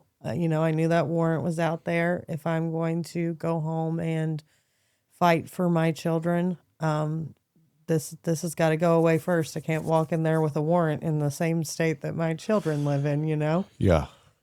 So I turned myself in on that thing. And I've had a lot of situations where I've just been incredibly blessed by God. I mean, I walked in there years later, turned myself in. They kept me for the night. I had to come back in 30 days and nobody had any evidence. And the whole thing ended up being thrown out. And I say that my recovery date starts on that December 7th, 2011. When you went to Miami? When I Okay. threw everything away in that dumpster at the Greyhound. And, you know, you don't hear me say the word sober a lot. I am not abstinence sobriety person. I am, you know, very much open to people that, you know, are harm reduction or a better is better life. But I say my recovery journey started there because we're going to get to a moment where there's one more day of fall off that wagon after 2011. But I went home to fight for custody of my children after I got that warrant negated. And what I found out, I hadn't been allowed a lot of contact with my children during this time, was that my children were in a much worse situation than they were ever in with me. And that their biological father and their stepmother were very much on meth and actively abusing my children. Nothing could have lit a fire in me to rectify that situation any more than knowing that and seeing the conditions that they were living in and the life that they were experiencing.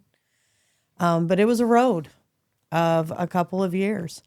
And there were transitions in that process. They were with their father. We finally got them removed from their home, but to an aunt's house.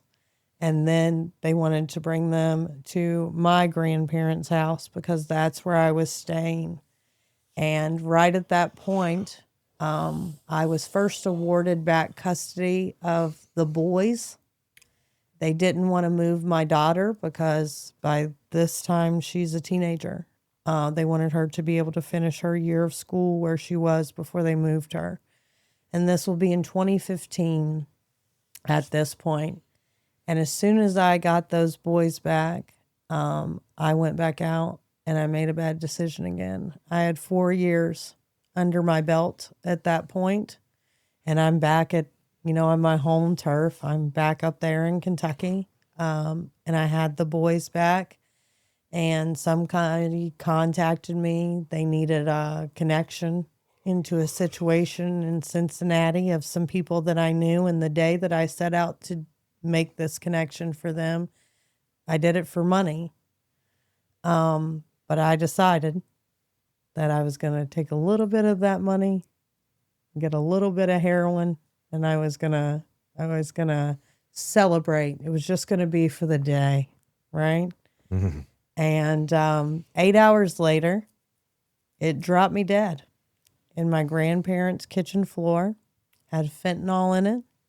My world of when I had been out there in heroin was not the world that we live in today, where you had that huge, fent risk. Yeah.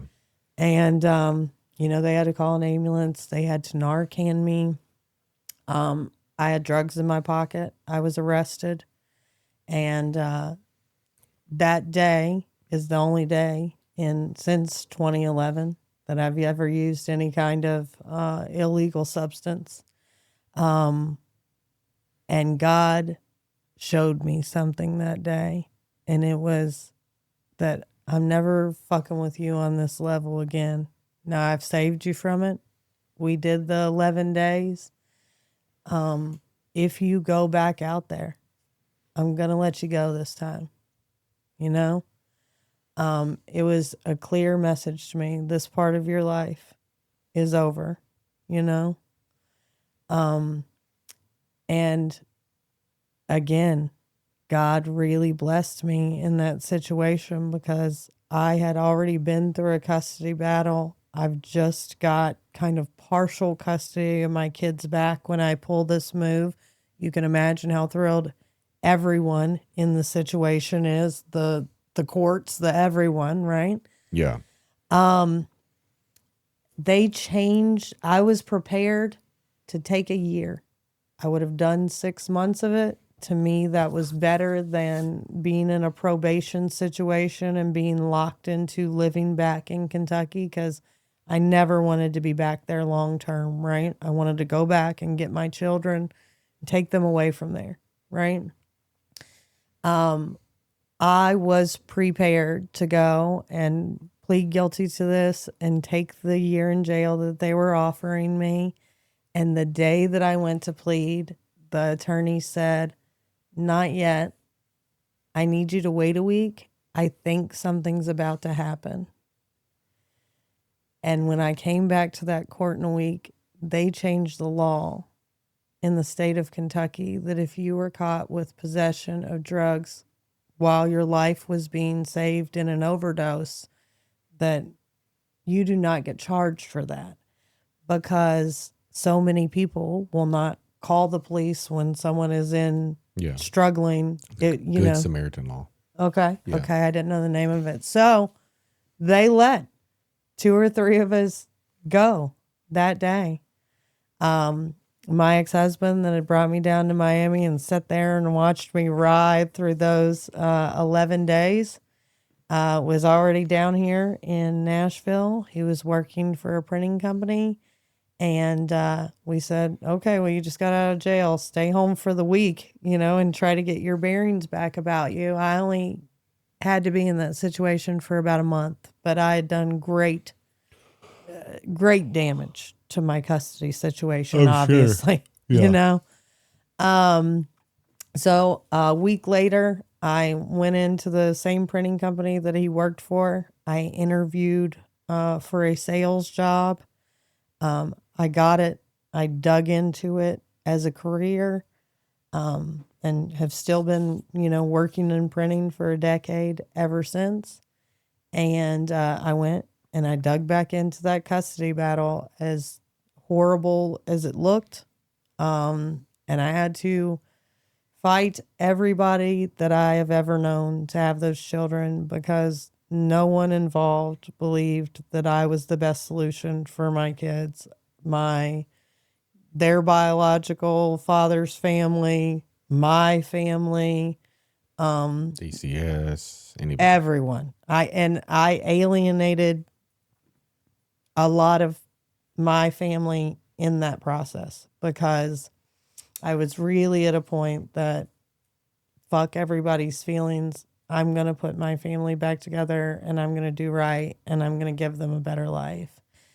And I was eventually able to do that and move them all down to Tennessee with me. And it was a hard road of healing, but the smartest thing that I did in that process of getting my children back was that I really allowed them to be angry. I really had just constant open discussion with them about, the bad things they had been through at their dad's, that they had been through with me. We, all went to different types of therapy, individually as we needed. And, I really let them tell me all of the ways that I had hurt them, that I had let them down, and I took it and I didn't make excuses and I was very accountable and, of course, apologetic, but, I gave them my word. Something I'm really fond of saying is that the best apology in the world is changed behavior. And, I've stood up to be a great mother to all of them ever since. And, my oldest, she's about to be 27 this year. She's married and a teacher in Memphis, has never, touched a substance, outside of having a drink here or there, in her life. All of, my boys are doing really great. And it wasn't, an easy road or a clear path from there. I'm not going to say that. My ex-husband still had issues with alcohol. We had met out on the street. We were very trauma bonded. We did not have the healthiest marriage. There was a lot of that initial time of building a career or putting my family back together that I was still doing a lot of my own healing. And, it's intense to, have a house full of kids when, you've been out there on the street for a while. And a little part that I have missed here is that when I went back to fight for custody of my children, I turned up pregnant with my fourth child. And I cannot tell you how the court system loves nothing more than a mother who got her kids back for 2 months and relapsed. Then, oh, great. She's knocked up again when you go to court. Because this breeds confidence in everyone, right? But he has been a blessing too. There's quite an age gap with him and the other kids. So I have, 4. They're, my daughter will be 27 this year. And then my sons are 21, 18, and the youngest one's about to be 10. We've got a birthday in a couple of weeks. But I owe all of it to God. And just 4 years, I mean, that's my rock. And that's, what has changed me. And it has been a process. God molds you like clay, little by little, from glory to glory. And he's really been on my butt for a long time to get back into ministry, to do something with my testimony, to, turn it into something good. And when I first moved down to the coast of Georgia, I was involved in a reentry ministry. I ended up being on their board of directors there. And as guys were released from Georgia State Prison, it was a home that they could come and live in. Yeah. And that ended up closing down. And I was, kind of like, what's next? I think God's really been on my butt to tell my story in its entirety. And there, of course, 100 other little micro stories in the, Yeah. the war stories I could tell you that happened in the middle of all the things we already talked about. But, I decided that I didn't really have the time or the capacity to sit down and write it like like a book. And then out of obedience to God last summer, I decided I'm going to make it a channel. I'm going to, build a community around what is my testimony and how God has changed my life, and hope that giving that out there to people in the world, because I've certainly, came a long way. I've built a, great career that I've had for a decade. I own a beautiful home all on my own, 15 minutes from the beach. But most of all, all of my kids know nothing of any of that kind of life that I grew up in anymore. They had a lot of bad experiences that we had to recover from in their, those years that they were living with their dad. But, we are just normal suburbanites now. We live in the good school district. I'm in the PTA. I helped make the stage decorations for the Nutcracker. My 10-year-old, if the older kids would tell him, Mom used to run a, federal check cashing ring, he would go, stop lying on my wonderful, sweet mother. His entire life, I have been, the most responsible, organized. We have a schedule, I keep the dentist appointments. I make you brush your teeth. I make you read, like this is the woman he knows. And to me, just even showing people that level of success, okay? I don't, you don't have to be rich and famous and have, conquered it all and figured it out to really be rich. For sure. In life. It's about these blessings. And, all I ever really wanted was to be that, normal suburb family, like growing up in a house full of drug addicts and drug dealers and people in fist fights all the time. I wanted that mom that made me have a bedtime, and I wanted my mom involved at the school or whatever. Like, is there any hiccups or complications living that type of life? I mean, there's for me. That's why I asked. Yeah, they're boring. Like really, the life is boring. No, I love my life, and I love that it is peaceful. Yeah. That's my favorite thing, is that, we don't live in chaos. There's not a lot of big unexpected traumas that come your way when you're living a normal little suburb life. But, I'm very open with everyone, as far as my work or my neighbors or whatever, like, about I'm in recovery or I used to be an addict. It's not a thing that I'm like embarrassed to say. But I do find people that have led a really straight, normal life their whole life, like super boring. That's my hiccup. They're like watching paint dry. It's been really hard for me to integrate with normal people. There's such an absence of personality. If I could sit and talk to a person like you, or a person who has really been through some visceral struggles in your life, like, it's a different level of character, and especially people that get out of it and are able to beat it. Like, I don't know. There's just such victory and hope in people that have seen the worst and the darkest places in life when they can really get it and God can really get a hold of them.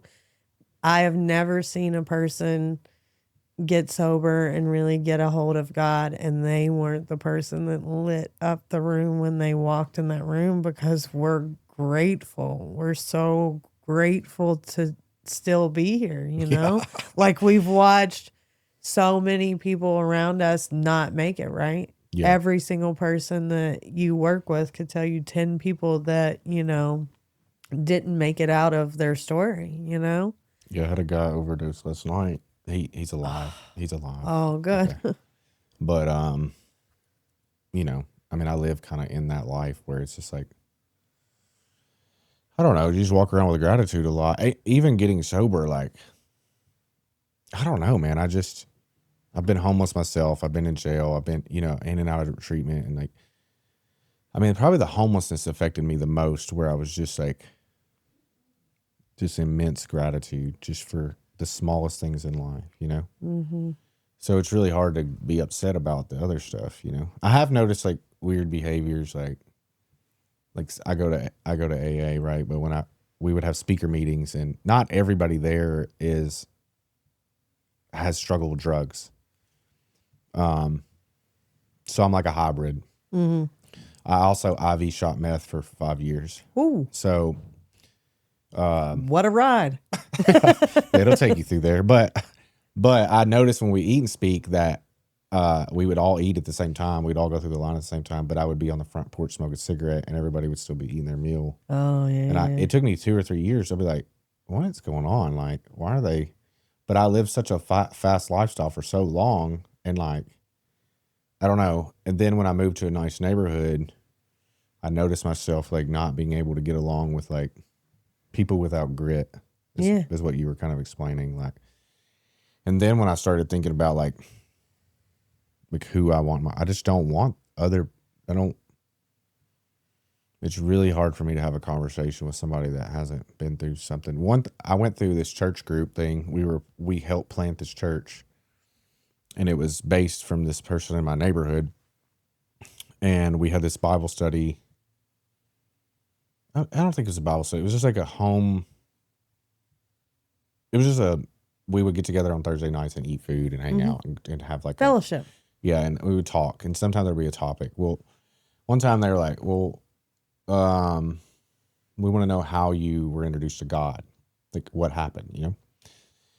And like when I went through and I'm like telling, you know, it's 10 minutes, but I'm like telling them, like I could just feel the room, not judgment, but like the engagement and the interaction that I have with God is like real and substantial and something you can like, that's like has a lot of grit. Mm-hmm. And like it felt as if it made everybody in the room feel less than. Like, not to say their stories that was how they found God, but like it is different. Yours is so palpable. Yes. Because it's a real life-altering encounter when you're in that kind of dark. Yeah. It's not just something that you've like casually been raised in, or, you know. They would have experience. Most of the people normal people that do have contact with God, they have went through something. It's just. We would think it's an average Tuesday. They broke, like, I don't want to like. You don't want to diminish it. Yeah, like, I don't want to diminish it. Just, I mean, it was their experience. I don't even want to bring it up because if they watch it, I don't want to. Exactly. Yeah, but I understand what you mean. It's just a little bit that I do feel like normies like lack a little bit of depth, and it also makes you lack like a robust perception on the world or deep empathy for people in various situations, you know? Sure. The lifestyle. The guy that, here's a good one. The guy that owns Kentucky Fried Chicken, like the Colonel. Yeah. Like his interaction with God, his change to God was that he cussed too much. But he was serious. Like it was like very substantial to his life that it was impactful on him and his spiritual self, and that's how he found God. But like, that's not a needle in your arm for 5 years, you know, living homeless in the cold and fucking, like, I literally had the same clothes for 10 years because I was afraid to get rid of them because I had lived homeless. Like, I wouldn't get rid of the shirt. Oh, yeah. Yeah. I have stuff like that. I will not, like, identifying, like, in myself, like, that the homelessness made me have trauma to the point where I will literally rob a fucking bank. I am not going back. I might not use drugs again, Right. but I will not be homeless again. Like, it fucked me up. Oh, yeah. When I was just up in Nashville this week, so I have a really common practice that whenever I'm going to be out and about in public, I make sure that I carry around 20s with me, because when you panhandle, the person that gives you a $20 bill is the person, you will remember that person. You will keep remembering that person all day. I wish okay? that motherfucker would come back with that 20. You're right. Or you're like, it's your big hit of the day, right? Yeah. And so I carry around 20s for whenever I see anybody that's out on the street, and I will ask if I can pray with them, because I had some real interactions that stick with me to this day out on the street when people gave me some money and prayed with me. I still have a little Bible that a preacher once stopped and gave me when I was out homeless on the street in Cincinnati. But when I was up in Nashville this week,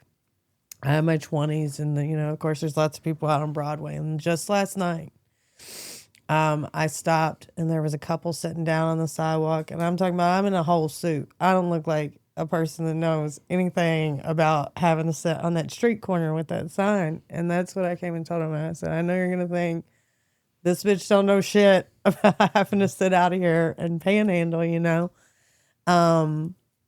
but I told him, I said, I used to be homeless, and I know what it's like to make that sign and sit there and panhandle. And the worst part of homelessness is that people stop looking at you like you're a person anymore. People walk past you while you are going through The worst freezing. The worst time. You're out here freezing to death while they walk by in their coat, while you're doing the most debasing thing you've ever done. I don't know if you've ever panhandled, but it is the most, I only ever did it a few times because I became a person. I would rather rob you than to sit there and take that ego dump. Like, it hurts. Panhandling is a hard thing to do. But people don't look you in your eye when they talk to you when you're homeless. Like, you stop to feel like you exist as a human, like the whole world is going on without you. And I think that that's really tough to get out of mentally, I also have the I won't throw anything away stuff. Yeah. And or waste things. Yeah, or waste things. Yeah. Yeah. Can't. I do. This is weird. This is weird because of the profession I'm in. I literally have a grant that at the moment through our county that is to house 50 unhoused people in 9 months. And we're working on it or whatever. But and I do have a heart for them. But these are two weird things about me for my profession and my heart. Right. Because I am my whole mission is empathetic. Mm-hmm. But I'm not empathetic with homeless people.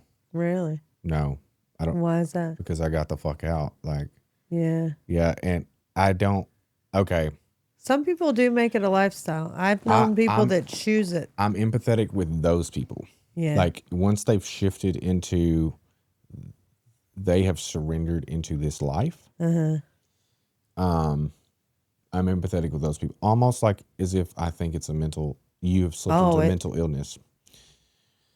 Now, if they are not in that space yet, I feel like that it is unhealthy for me to not tell them the truth. I'll tell them that I came out of homelessness, and you can too, but I'm not about to fucking I'll help you if you want to help yourself.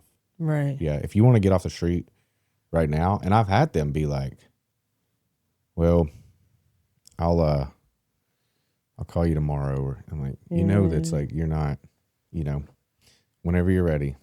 But and here's another thing is I drink. I'm an alcoholic. My dad's also an alcoholic too, which is probably why.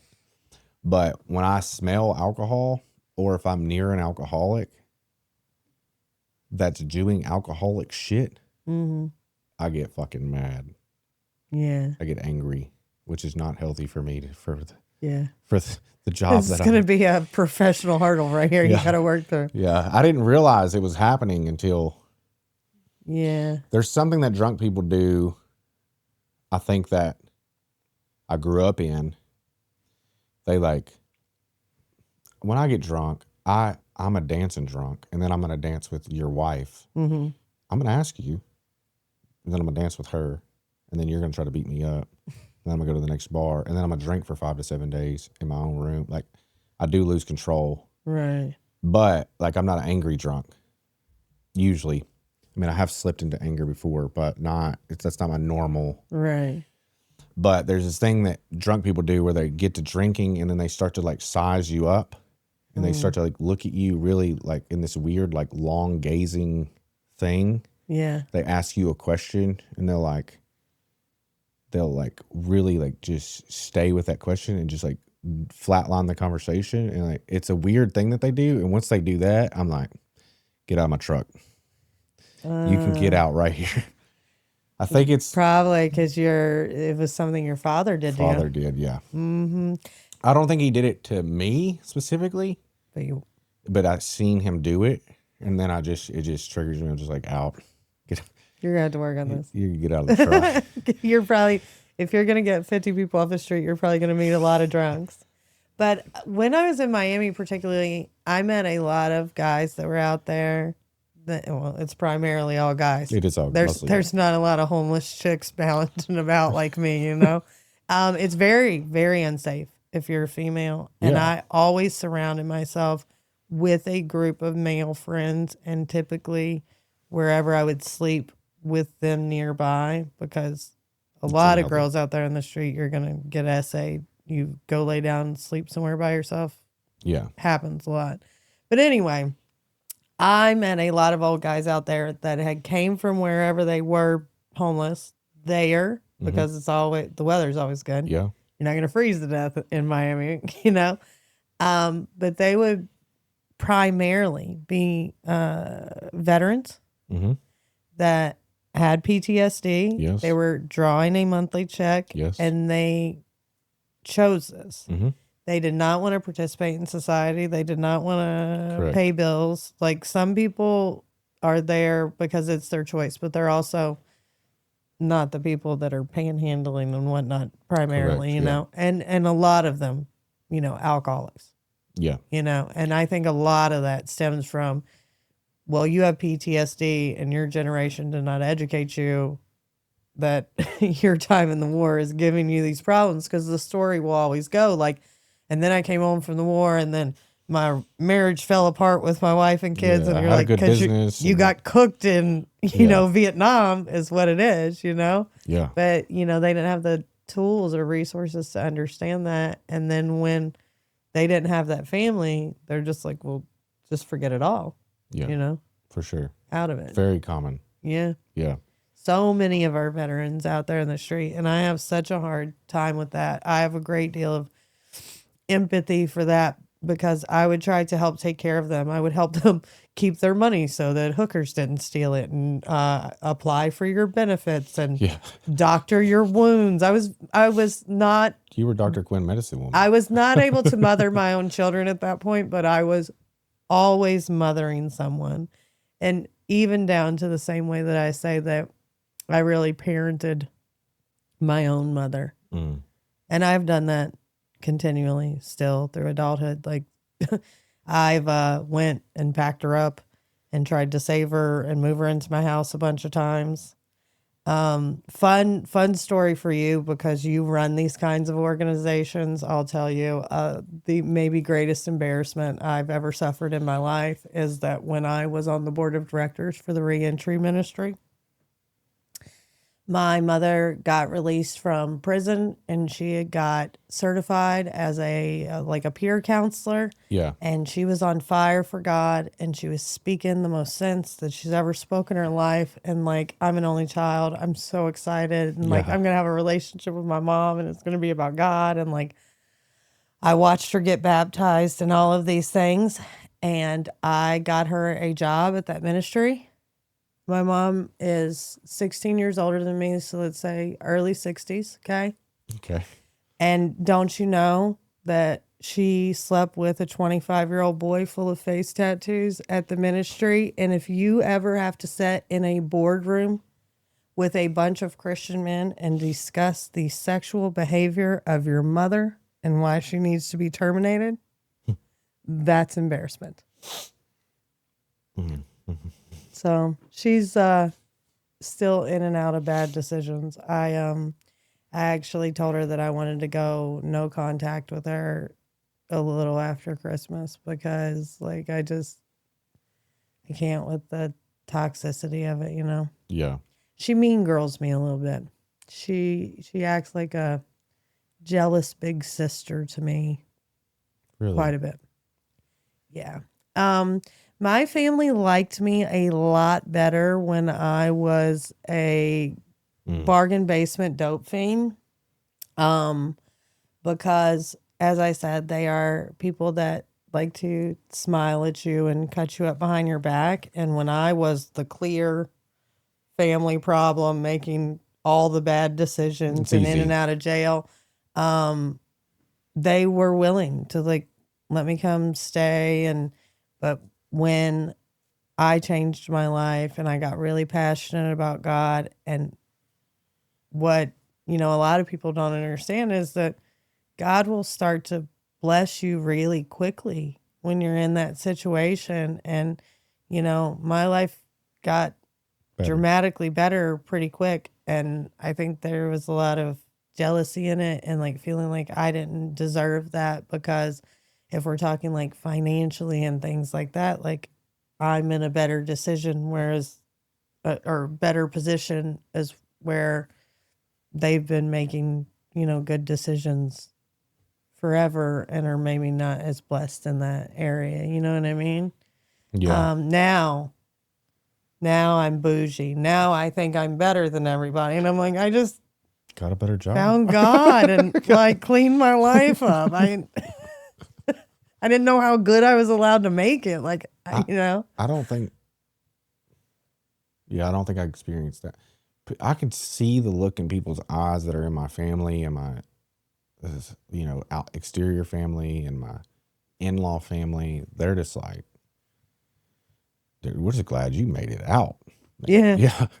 But they're like, you can see that they're like, on top of that, they are like dramatically surprised at the success that I've had. Mm-hmm. Like they voice it, honest. I mean, they're just like kind of dumbfounded on like how But it's God. it is. But it's God working out those blessings in our life. Like they say it'll be sevenfold, right? For the pain that you experienced. And that's been my experience. Yeah. I just got blessed by God. Like I don't like stand there like I did this and I got clean and I built this career and I bought this house because I don't feel that way. I really live in a gratitude that God did this for me because I was obedient for God. Me too. And that's how I feel about it. I don't like claim it like these are like my victories. I mean, a little bit, I guess. Like you got to be proud of yourself, but you know what I mean? Like ultimately, I feel like it's God. Well, two things is I felt at the houses on Monday nights we meet, and sometimes I don't know, sometimes I'll bring it up, but I don't really like to. The reason I bring it up is to tell them, because the common problem with women in recovery that move into sober living is it's always their kids. Mm-hmm. I need my kids and I need them back now and I need them today. I'll leave this recovery program because somebody yelled at them one time, and then they can't get them back, and then they didn't left the program, and then like it's always, as soon as they sit at the intake table, it's my kids. I need my kids back. When men sit at the table and intake into a recovery program, it's always, I need the money. The money is the problem. Really? Yes, I need the job, and I need 70 hours a week, and I need the money. And then as soon as I get the money, I'm gonna get the car, and I'm gonna get the girl, and I'm gonna get the house. Then I'm gonna get the kid. You'll sit on the front porch with, I'll know a guy for a year. I know now, but like over time I've learned this. I've known people for a year, and they'll go, yeah, I'm going to see my kid this weekend. I go, you have a kid? You got a kid? Yeah. But like, it's not their main objective. So we spend a lot of time trying to unwind what their natural instinct is that they need to work. Yes, you need a job. You've worked your whole entire life. You've been in and out of places that you've been working. How far has it got you? Yeah. Yeah, you could work 80 hours. Maybe the job hasn't saved you before, buddy. If you smoke crack on the third week. So, but I'll tell them that I've never had a full-time job in recovery, that I've always had a deal with God, that I'm going to do exactly what he asked me to do. And it was never in the cards that I have a full-time job. It was in the cards that I sponsor men and help people, and I'll be able to make it. I bought my first house with a part-time job. I moved. Yes, it was hard. Yes, I had to be like prudent with my money. I mean, people thought that I was like rich, or like people thought that I like, other people's sponsors would send them to me to budget money. And like people would say like, can't hide money to me, like as a joke.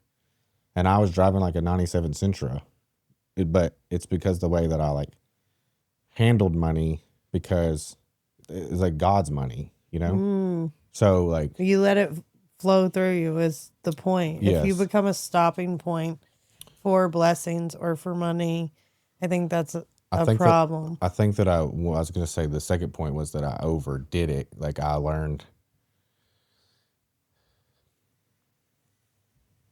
probably 8 years of my recovery, started to really become acknowledgement that I was the one continuously working and like not enjoying, like even working for God, even sponsoring men, even like being a part of a program and a recovery program in my home group, and like probably 7 or 8 years in, like I was not allowing myself to sit in what God had gave me and like sit in his grace. And I was like still like working for it, because the agreement was that I work for you. You know, like when I turned my life over, that was the agreement. And then somewhere along the line, I had to like practice grace and understand that like I'm okay, that we're good. Like, and practice that it's going to be okay no matter what. Like I'm not holding it together. Like I think I slipped into a space where I was like thinking I was holding it together, that I owed him that. Or that I owed AA, or I owed. So I disengaged myself from AA for about 2 years. That was one part of what I did. And that was scary, but it helped. It helped me realize that I'm okay without it. But I'm there. I'm again back there, but I'm there because I want to be there, not because. Not because you feel obligated. Obligated, yeah. Right. Yeah. And that was like another freedom in my recovery, because I was like a recovery robot for like a long time. Like whatever they said do, I did. Right. Because I had never experienced life like this. So I was afraid that I would lose it if I didn't do exactly what they said do. Because this is every time I would try to do it before, I'd be in and out of treatment, I would only do a portion of it, some of it. I'll do a little more this time. Well, this time I did it all and it worked. So I don't want to not do all. So like learning that was like a way to get me to God, not necessarily that I was doing it, you know, that I had to follow those constant steps forever. Yes. Yeah. And, you know, I think that there are times to dig in and to be obedient and to do work for God, but God also gives us those blessings to enjoy them. And there's a time to just rest and be grateful and enjoy the blessings that God's brought to your life. Yeah. What's weird is right around the time that I had became fully like okay with myself and where I was at in life, and I was able to like almost like conceptualize what my life was about to look like in like a resting manner. And I had like financial freedom, not just security, but like freedom, you know, not because I have so much, just because I have enough. Right. Divorce. But I've chose to like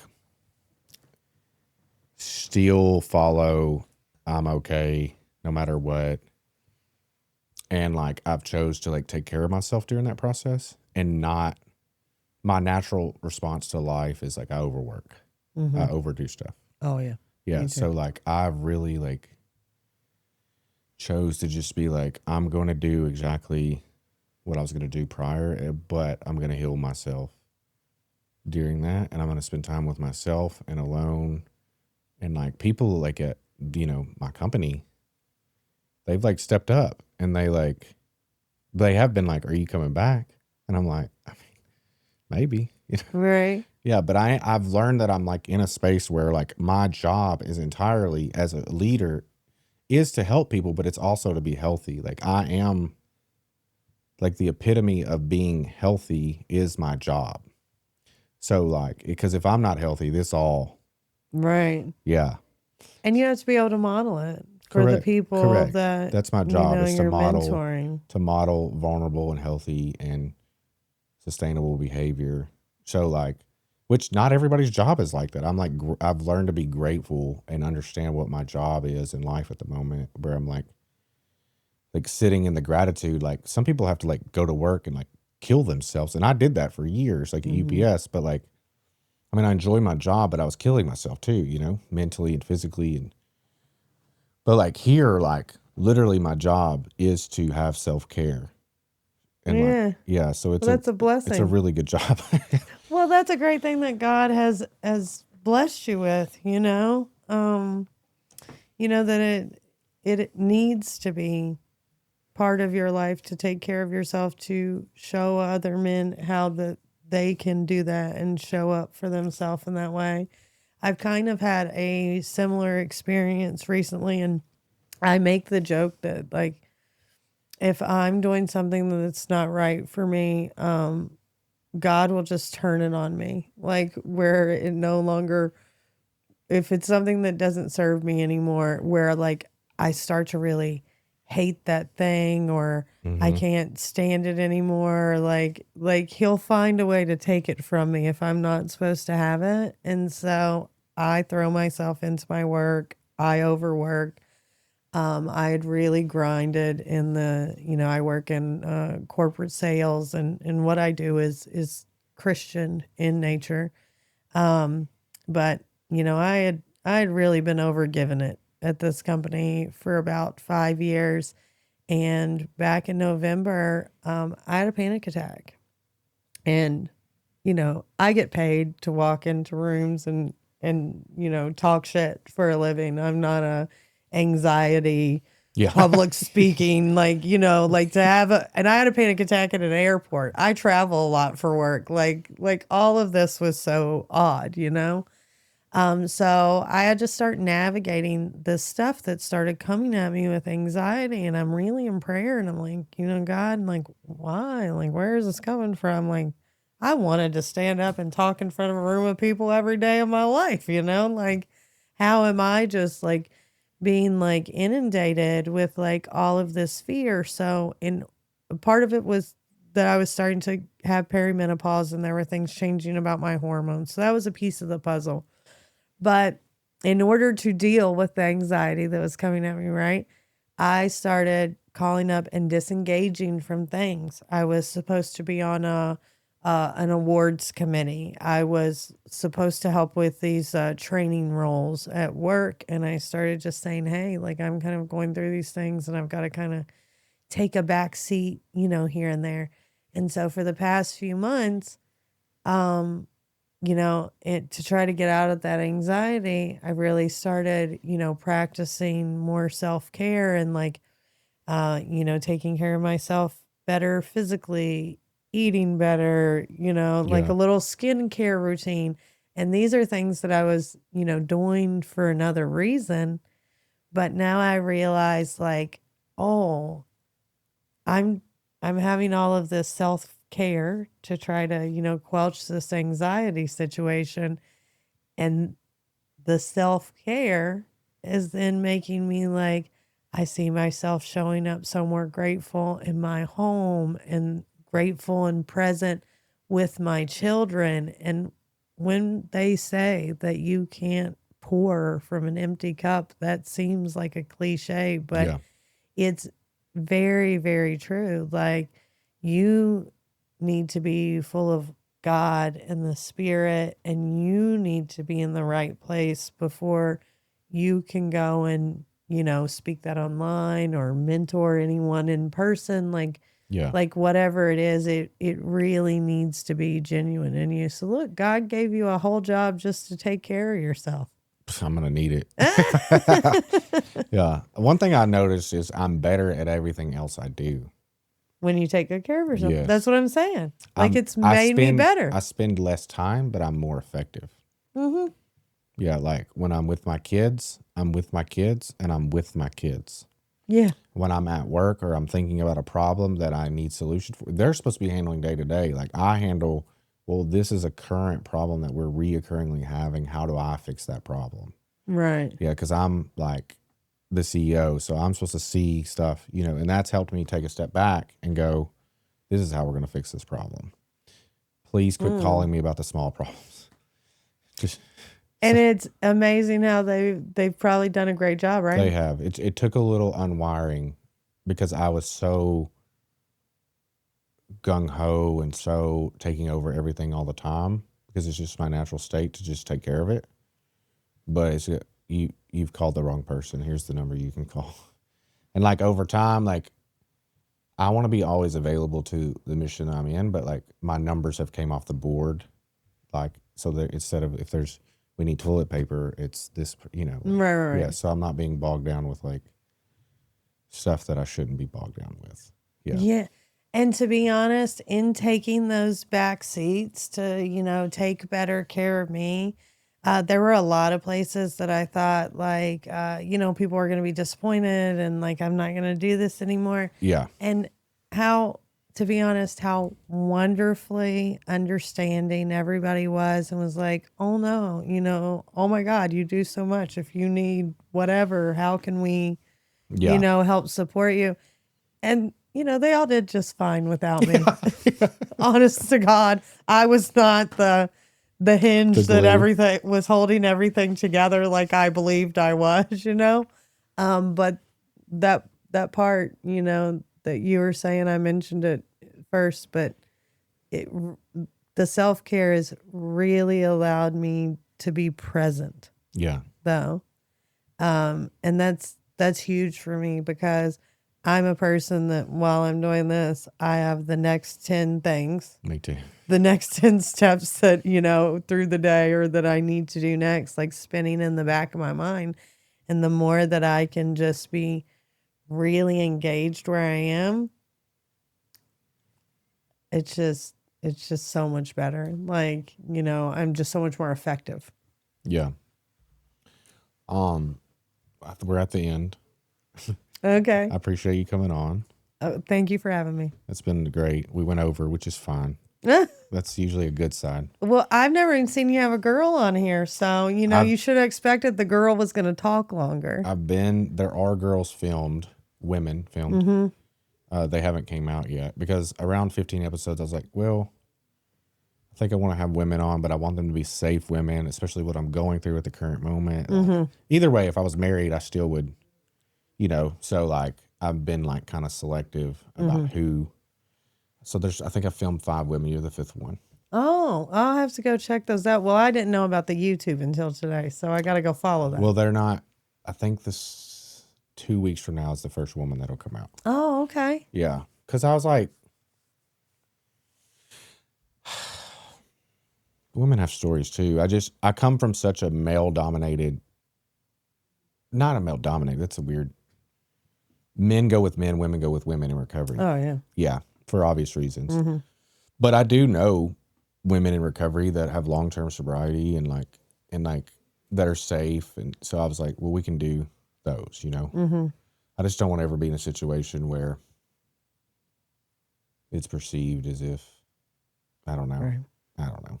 Yeah, well, just in the recovery community, there's a lot of, lines about like men don't sponsor women and, Yeah, women not dating for a certain period of time. Women aren't even allowed on this property. Oh, I bet not. No. Yeah, that's probably a bad idea, I saw. They're allowed in the driveway. Look, I saw a thing, I think it was on TikTok last night, and it said that it was a co-ed sober living. Chance went to one. Yeah, immediately in my mind, I was like, how's that working out for everybody? It went well. It went better than you think. Really? It could go bad, depending on the people. But what did happen is, what happened is the dudes took care of the dude stuff, and the girls took care of the girl stuff, cleaning, cooking, outside stuff. And, that was fine. But what happened is because it was such a, the girls had all their boyfriends over. Mm-hmm. That's where I fit in. Oh. Yeah. And then there was other girls that had their boyfriend, but it wasn't like in-house stuff going on. Oh, okay. The dude, they had a girlfriend too, I would just always, my immediate thought when I saw it online is like, they're going to just be in there hooking up and like, then you get messy, like toxic situations that are not, like good for your recovery, know? Yeah, that's what you would think would happen. I also opened a 3-quarter home, which is a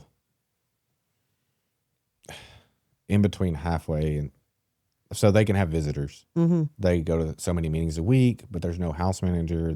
They police themselves. Mm-hmm. And what I noticed was I thought tons of girls. Mm-hmm. That's not. I mean, that is kids. More kids than you think come. People want to bring their kids over. Mm-hmm. And usually not a lot of girlfriends come over. But what has happened is I think twice is like there's been one girl that's came in over like a year period, and she becomes like the house mom. But she's dating one of the guys. But she has to be a cool girl or everybody will like, get her out. Get her out. Immediately get her out. But it seems like the guys, like, they'll date girls, but they're like, I'm going home. They, like, want their space, Right. It's only been twice that they've, like, kind of had more of a live-in one girlfriend where she, like, cleaned and cooked and shot Orbeez at dudes. It's weird shit. You see a lot of dynamics going on in these places. You do see a lot of dynamics. Yeah. One thing I've learned is somebody that I've seen in 2015, 17, let's say, they're reacting in the same manner as somebody I'm seeing today. There's like certain archetype humans.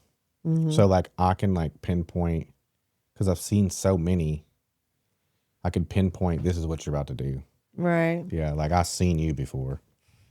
I know exactly what you're about to do. Like, are you usually correct? Yeah, usually. Yeah. I'm surprised sometimes. Yeah. Usually, but I mean, you can kind of start to see where somebody's starting to head. They start making the same actions as the person. Mm-hmm. You're like, this is going to go real bad. I'm going to ask you one last question. What is your deepest fear? My deepest fear is that I'm a burden. And I think we touched on that a little bit early on, that I really had that belief as a kid. It's literally Unbecoming A Burden is what I'm going to name the book. But I have a really easy time believing that God loves me, or I think I still need to learn how to better love myself. When I say that my deepest fear is that I'm a burden, it's, like I really don't do enough for people, that people really don't like me or love me the way that they portray it to me. Like my fears lie in, not being accepted or kindness or love shown to me not being genuine, because that has so often been my experience.